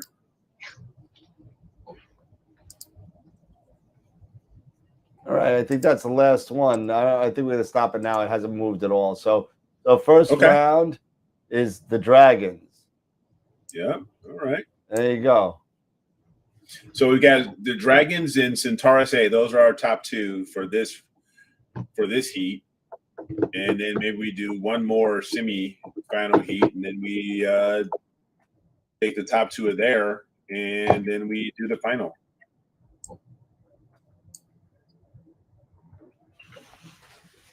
SH2308.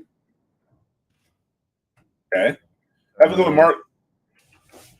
And what was the other one? It was Etta. We got Karina. Did you put Karina in there? Yep. And I could do one more. SH2308. Got it already. I got you. The Viserion Nebula. Viserion? The Viserion. All right, round 2. Here we go. There's round 2. Omega Centauri, SH2308, Eta Carina, and Viserion cluster. Dracaris cloud. There it is. Oh. All right. Vote for it, guys. Vote for it. I only see 1 vote, so 2 votes, 5 votes.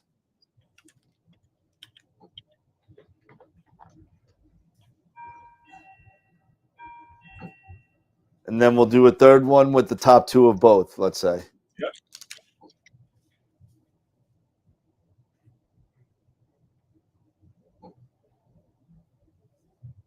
Viserion was made up. I thought it was real.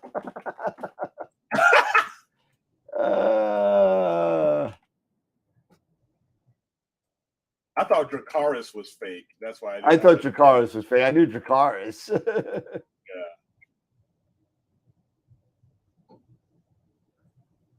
Somebody voted for it, though. Oh, we got Eta Carina in the lead. Eta Carina's in the lead by a big one. 308 just got a vote. We got 12 votes in. Yep. All right, 1 more minute at 10:30. Vote it up. Yep. Vote it up. Vote it up. See who's going to make the finals. It looks like it's going to be Eta Carina and Omega Centauri. It looks like, although yes, so SH2308 could jump up. You never know. That's funny, Gideon. Viserion was made up. There you go. All right, looks. Oh, we got a tie. All right, we can't leave it at a tie for second place. So somebody else vote. I'll vote the dolphin head.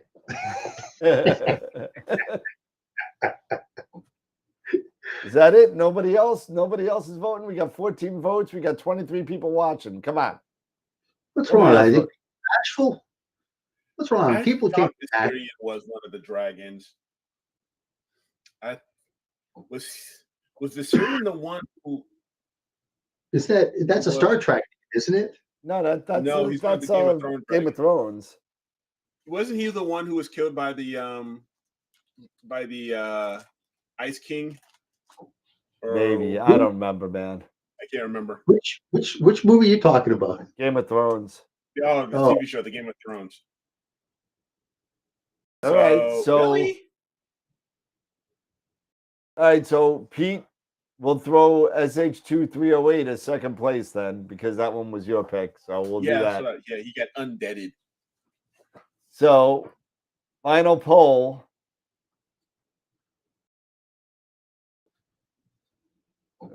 The end poll. Start a poll. Okay, so we got Dragons of Ara. Yep. Centaurus A. And I got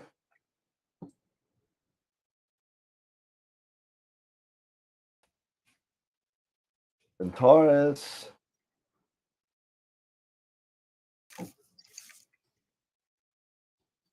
SH2308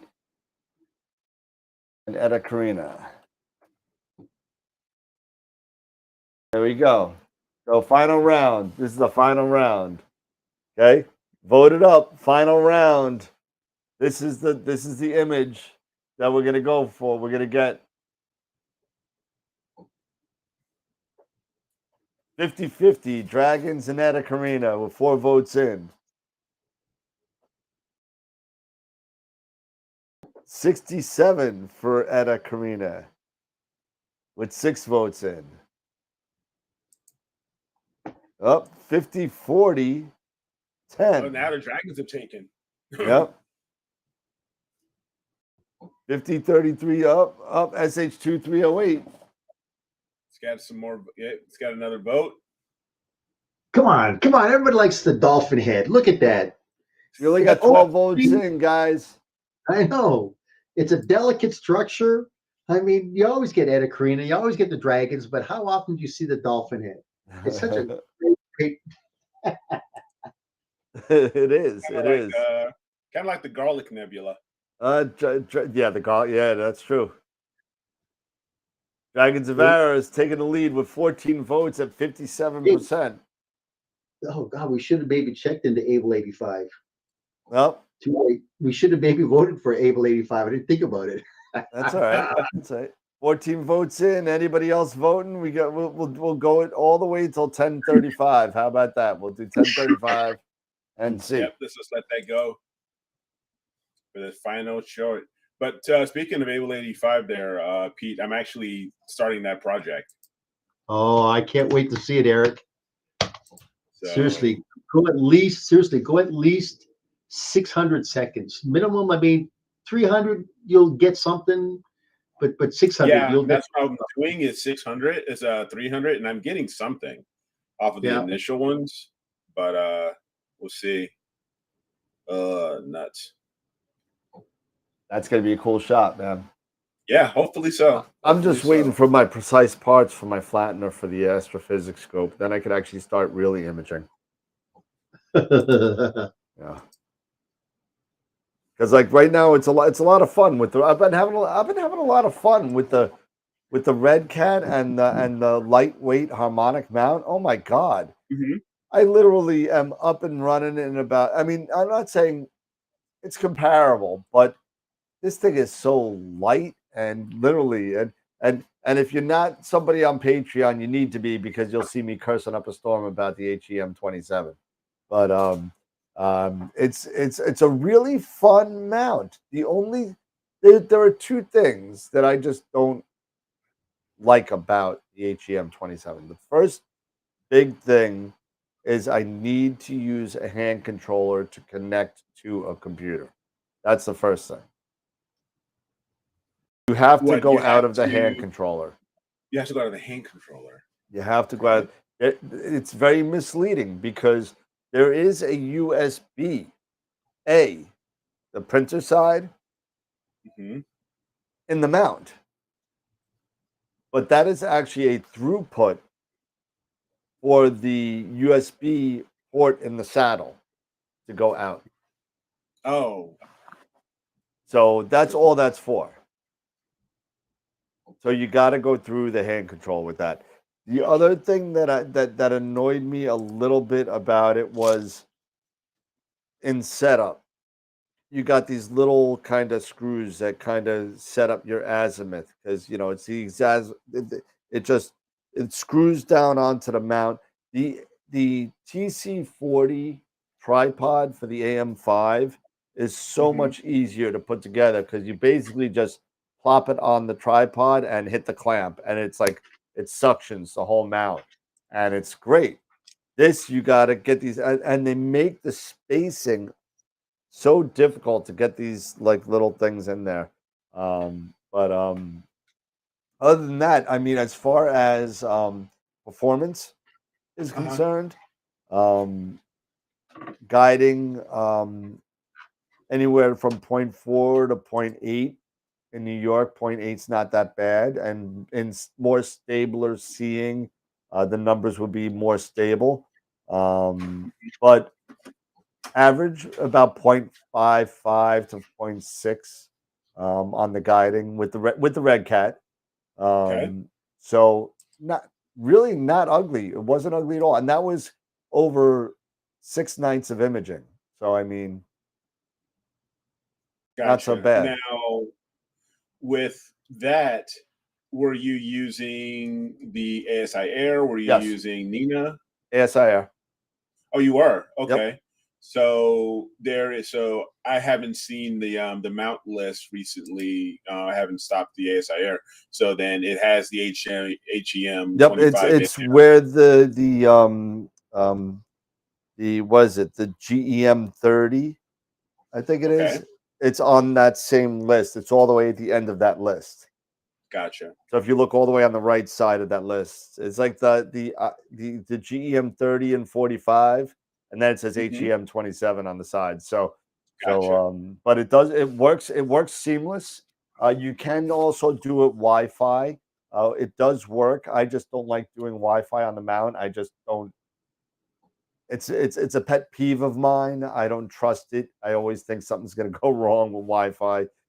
So I like to hardwire into whatever it is, whether it's the Eagle, ASI Air, whatever. I just like to go USB right in, and we're good. Will you be able to also image the mother dragons? Yes. So the Denarius cluster will happen. So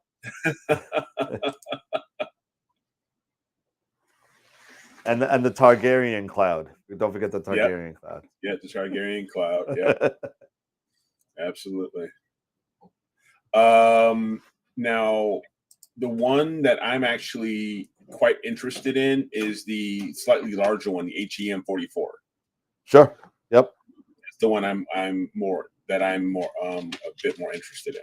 Yeah. If I were to take the AM5 and the HEM 27, I would have to give a slight edge to the AM5. I would have to do it just because it performed a little bit better as far as tracking is concerned. I got slightly lower average numbers on the guiding. I never hit a 0.7 or higher on the AM5 over 4 or 5 nights of imaging. Wow. Okay. Okay. That's the first thing. The second thing is you go USB direct out of the mount. There's no hand controller. Yeah. The third thing, I'm sorry, there's 3 things. Setup. The tripod, even though it looks the same, it is not. The TC40 clamp that it uses is way superior than the setup on the iOptron carbon fiber tripod mount.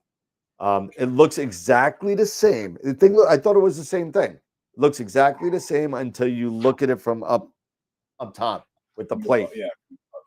There's a plate there, and then you gotta take some screws out, and you gotta make some screws in there, and you gotta put them in the right holes. And if you don't read like me, you kind of putting screws in holes where maybe they shouldn't be. but But so there are some things that were very, very ambiguous with the setup with the iOptron. The AM5 was more of okay, put it in, turn it on, plug it in, you're good to go. Good to go. It was a lot easier. It's really nice. It's slightly a smaller form factor than the HEM27. And I forgot one other thing that annoyed the crap out of me with the HEM27. So the HEM27 does claim and claims correctly that it's compatible with both Vixen and Losmandy dovetails. Very true. However, read into the fine print, you have to literally take apart and I have a video that's coming out probably next week if I can find time to edit it between now and Astropalooza. You literally have to take apart the saddle and take the saddle off and turn a whole bunch of stuff around. And you can't do, but it's not a dual saddle. You have to move parts around to get into the Losmandy configuration. And then if you want to go back to Vixen, you got to flip it around again and turn the screws and change the clamps and go back to Vixen. Sorry. So yeah, so it's a little much. That would totally turn me off. Yeah, it's a little much. So yeah, that was the biggest deal breaker on that. Can you ask Eric if we can play with this? Oh, are you using your OCal? Right now? Not recently. No, I have not. Can I borrow it for like a week? Yeah, totally. Yeah, because I want to see if I could. We have a couple of scopes that we would like to test it out on, and we keep on hearing about it. None of us have it, and if you're not using it, you could like let it go for a week or two. Yeah, no, I can because I'm not using the Schmidt right now. So yeah, totally. Yeah, so if you're bored and you could get in a mailbox, and if you could like lend it to me for a week or two. I can lend it to you for a while. It's not yeah. FLT, yeah, it's feasible. It's totally feasible. The FLT 91. Oh yeah, absolutely. I mean that thing can hold what is it? It's 13 kilos, 26 pounds without a counterweight. Mm-hmm. And then it's 44 with a counterweight, or 40 pounds with a counterweight. But that's going to be So there's what, the AM5 is nice. I would definitely, if I had the two side by side and somebody was looking at a harmonic mount between those two at this point, I would have to recommend the AM5 right now over the HEM27. Gotcha. They're both great mounts. I'll have to take a look at the 44 and just read up on it because make sure it's got that dual saddle. If it doesn't have the dual saddle, I would say that's a deal breaker. And in that case, I might move to the Pegasus. Mm-hmm. If you want something that's a little bit more durable, a little bit more of a payload without a counterweight. The 44 and the Nix 01 are the ones that are going to be comparable. So, unfortunately, they didn't come in yet, so I won't be able to play around with those yet. Yep, here it is. That just turned me off. What, the saddle? Yeah. It's a little much. Yep. It's a little much. Because here, if I can share my screen here really quick, and this is there it is right there, and this is for the that's a 44. This is for the 44. Oh, it looks like the same saddle as the 27. It looks and same exact thing, same exact saddle. So Please You follow the following literally steps need to convert take dovetail to the from Vixen to Los Monde. Yeah, so you need to take that left bar off first, flip it, and put it on the other screws to the left. Then after that, you got to take the bar on the right off, flip that, and make it a dovetail, and then flip the whole. You got to actually take the whole saddle off in order to flip that bar over. Yeah. Couldn't you just put a Raylox saddle on there? You could. I mean, I'm looking at the whole pattern. It looks pretty. I mean, I don't know. The problem is that you could see if you zoom in to the middle hole of that, right? If you zoom into the middle hole of that, you see the wires there, right? Yeah. Go to the top picture. Go to the top picture. Okay. Right there. Nope. Down. And stop. Yeah. Right here? All those wires there go into the hub, that USB hub that's there. There's no real kind of changing out that saddle. That turned me off. Yep. That just turned me off right there. I'm sorry. Yep. And I've got a CEM60. Wait till you see the video that I put out.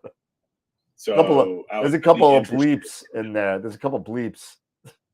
So I got to say one thing. They've got looks like there's two levers there. So it's double. Yeah, it's double. So that's good. Yeah. That's the 40. Nice. Remember, that's the 44 version. The 27 only has one. Yeah, I'd be very leery of one. Mm-hmm. I mean, I wouldn't put my astrophysics scope on there with just one pinch point. No way. Exactly. No way. I put the red cat on there, and I felt perfectly safe. Yeah, I wouldn't dare put like my Ross on there. No way. No way. No. Mm-hmm. Plus, as I said, how long is that, Dan? What's that? About 5 inches in length? I mean, I've always about 5 inches. Yeah. Yeah, I've always liked to have a long saddle on a mount. Yes. Because it's a lot easier just to be able to loosen up a couple of screws and then just slide the scope back and forth. Mm-hmm. But when you get a short, I don't know. I've never really liked a short saddles. Yeah, that looks pretty. That is really looks really short. But once again, this is their generation 1, right? I mean, they'll probably learn by this and say, okay, sure, we got to do modifications on Gen 2, Gen 3. Yeah, perhaps. Yep, I hope so. And again, you also have to remember this as well, that this is the second only, and there's going to be more coming down the line. This is the second only sub $2,500 harmonic mount out there right now. Yes. So this one, the HEM44 is just right. It's 2,800. That's what. Yeah. So the 27 is, I think, with the. You got to remember that's without the tripod. I think. Yeah, so the 27 is 1888. Yeah. So with the tripod, it's 2,200. I think. So let's think about this. What are the safety features? Is there a brake included in this? There is. Because again, there is a brake included. Yeah. Okay. Yeah. And they're coming out with an even smaller, an HEM15. That's a little odd. I don't know. Especially if you got the 27 here. So what's the purpose? Is for DSLRs? Maybe. What's the deal with that? I mean, that's I don't know. Anyway, but I'll stop sharing here first, but I wanted to bring that. So what gets better on a harmonic mount as the price goes up? There are quite a couple of things. And let's look at the build rainbow. Quality. Let's use the rainbow as the build quality. Let's use that as a standard. And look at those specs on the rainbow. That'll tell you exactly why you're paying that kind of money. Yeah. You can't hold those two together. That's apples and oranges. Absolutely. You look at the blowout on the rainbow. Every single piece of that build is billet aluminum. Every single piece. There's not a single plastic piece on that thing. Nothing. It is all billet aluminum. And you know what? You got to look really deep into these harmonic mounts, because some only have the harmonic mount in one axis. The other axis is belt driven. So you got to remember that as well. Some of them actually come with encoders. Some of them do not. So, so you got to look at these certain things. Now, the AM5, so the AM5 and the HEM27 only has harmonic of one axis. The other one is belt. Okay.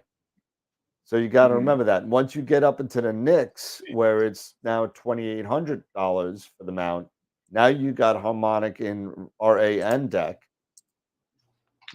And you move on from there. Then you go to the RST 135 and the RST. Look at this. The RST 300. Then you're at $8,500 now at this point. Can you guys see this? Yep. Okay, because here's the NICs. Yeah. Yep. And the so RST, the 300, the 300 has a capacity of 110 pounds. 110. Yep.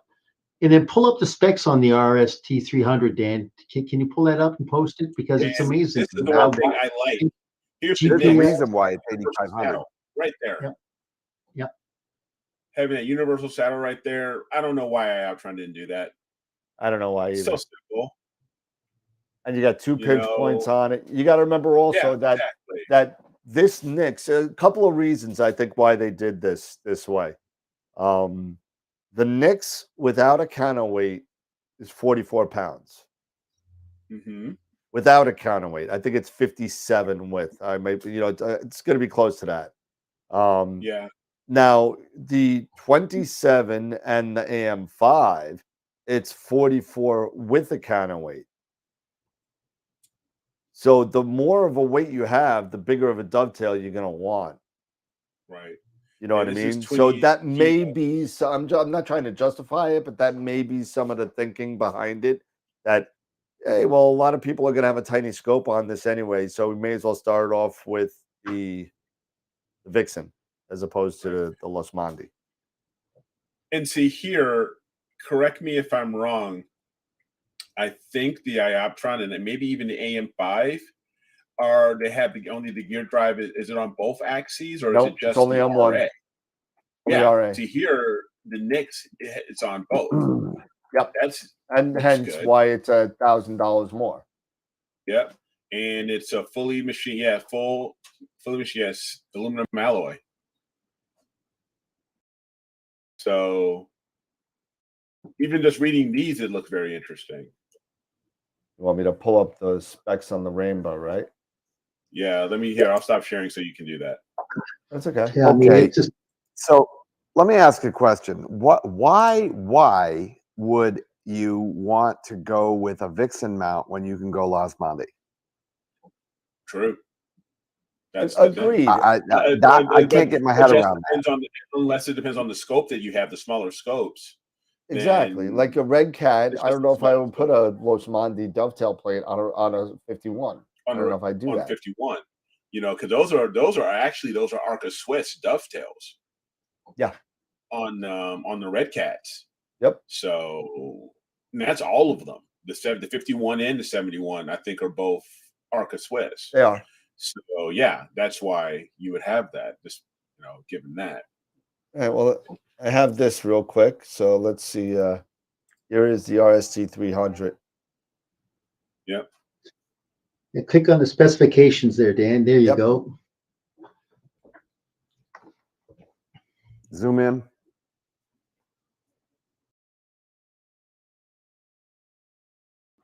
There you go.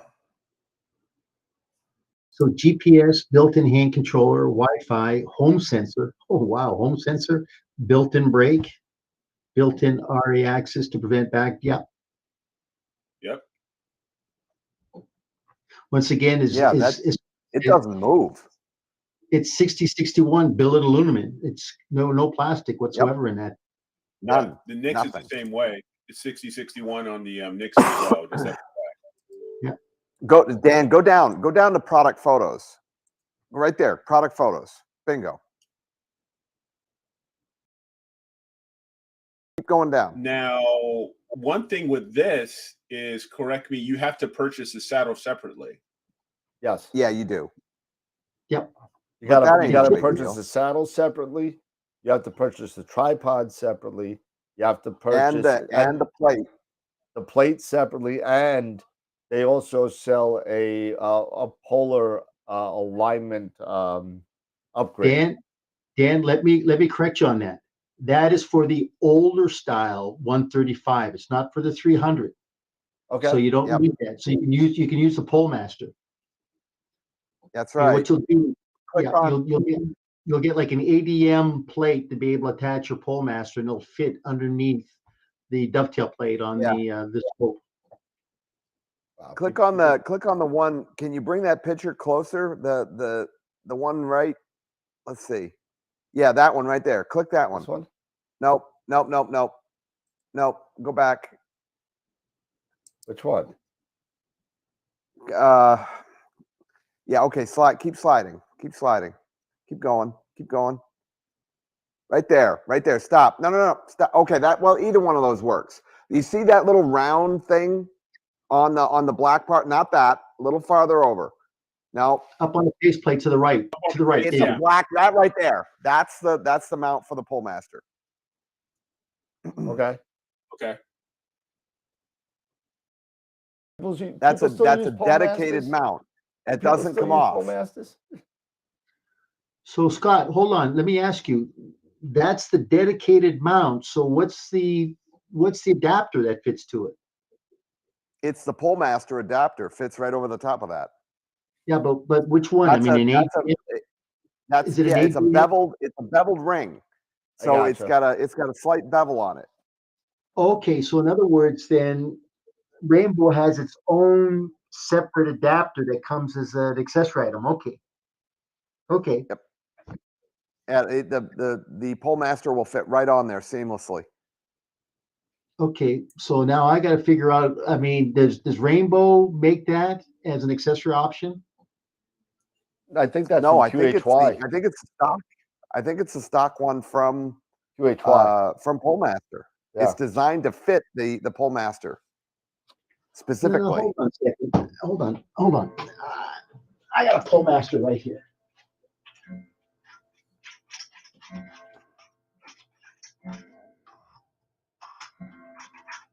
I don't think there's a separate bracket for it, Pete. No, there has to be, because what happens, let me just show you what the pole master attaches here.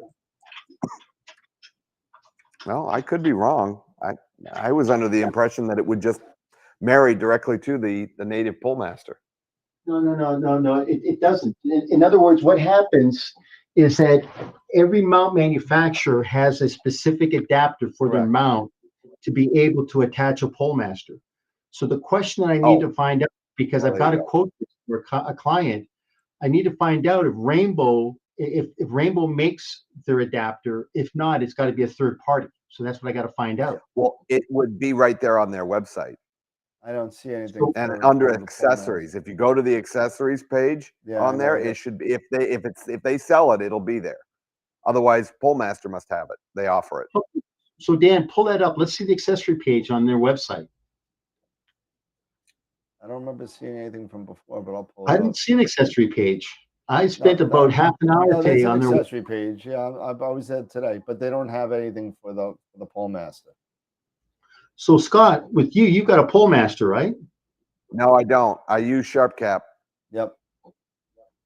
Okay, you use Sharp Cap then, because I know like ADM makes an adapter that would fit with the Vixen or a D series clamps assembly, and you can attach the pole master to it. But if you're telling me that can actually accept the pole master, I got to look into that.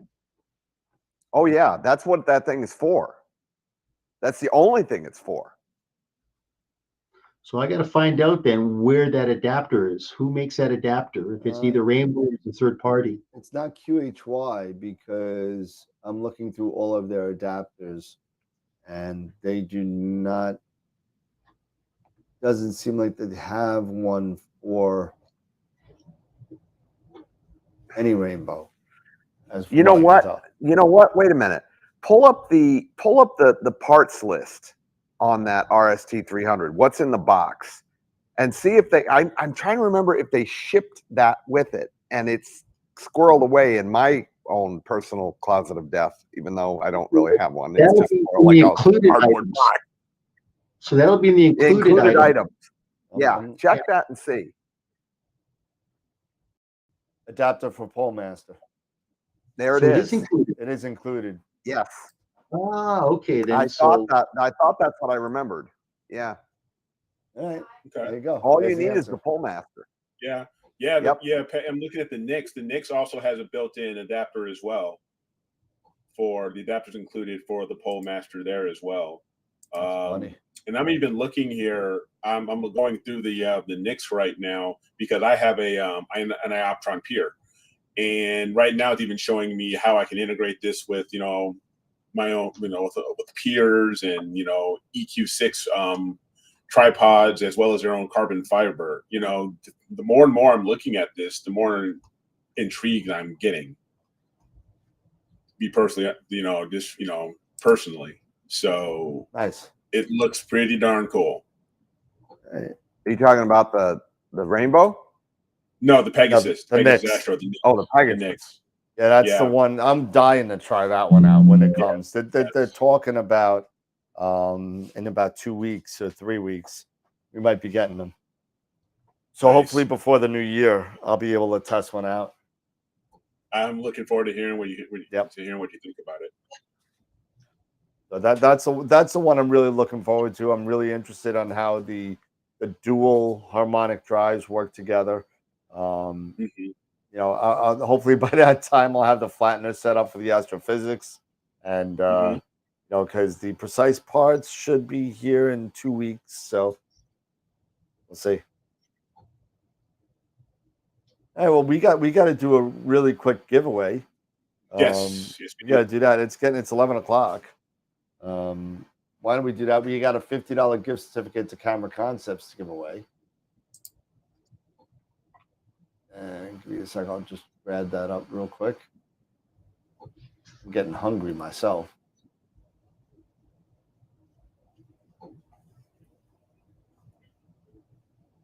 Open.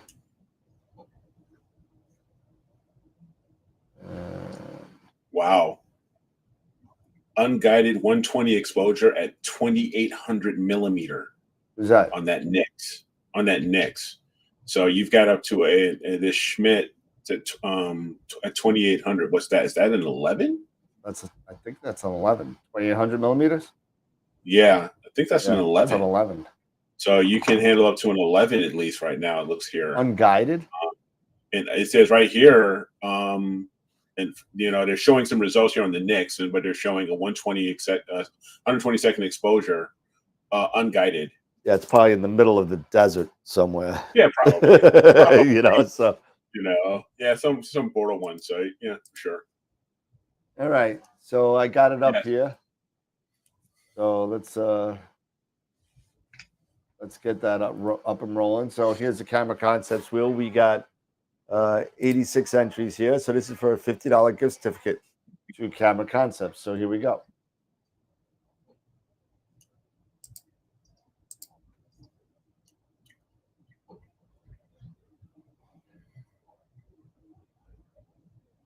Austin Payne.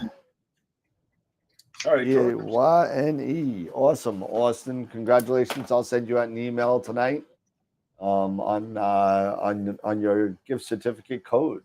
You'll get an email first regarding some personal information that I gotta do. Since I work there, I gotta put you in our system. So just respond to that and we'll get you in the system.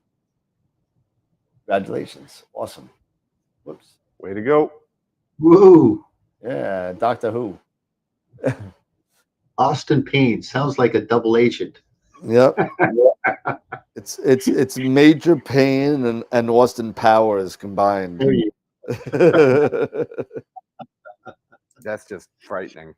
You ain't kidding. But anyway, hey, by the way, did you? You probably haven't, but the Southern Cross Astronomical Society down in the Keys, SCAS. Yeah. Have you checked their website lately about their upcoming star party? What about it? They are apparently, I don't know how new this information is, but apparently the local chapter for the Boy Scouts that has their jamboree down there is allowing the star party to take place in their campground, and they have a glamping campground. It's like no joke. What? You got to see these. You got to see these Glamp? pictures. Here, hold on. I know what glamping, Glamping. is. You know, I mean, yeah. is that Oh, where you yeah. put in the $1 million fifth wheel? Oh God, look at So Yeah, wait, yurts.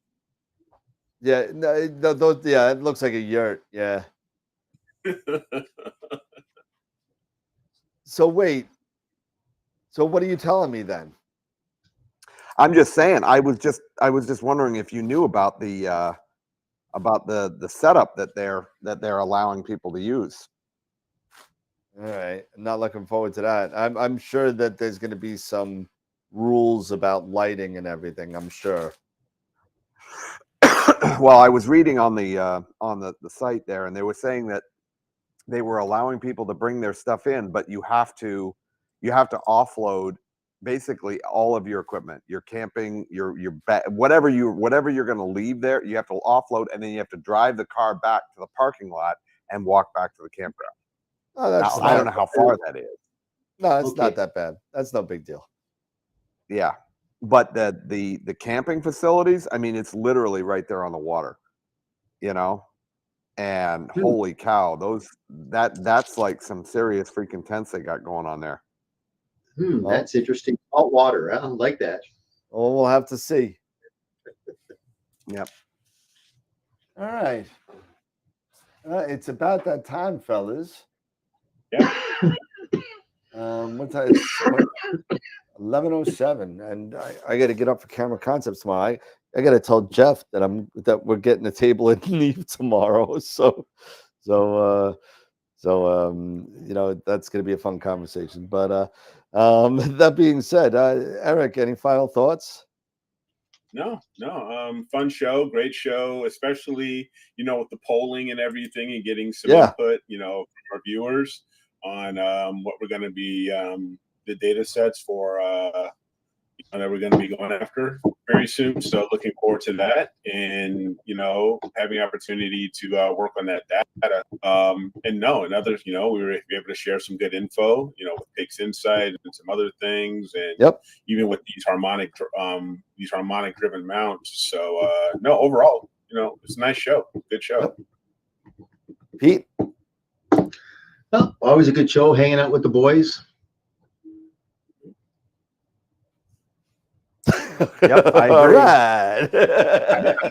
Hey, gotcha. Short and sweet. Short and sweet. There it is. All good.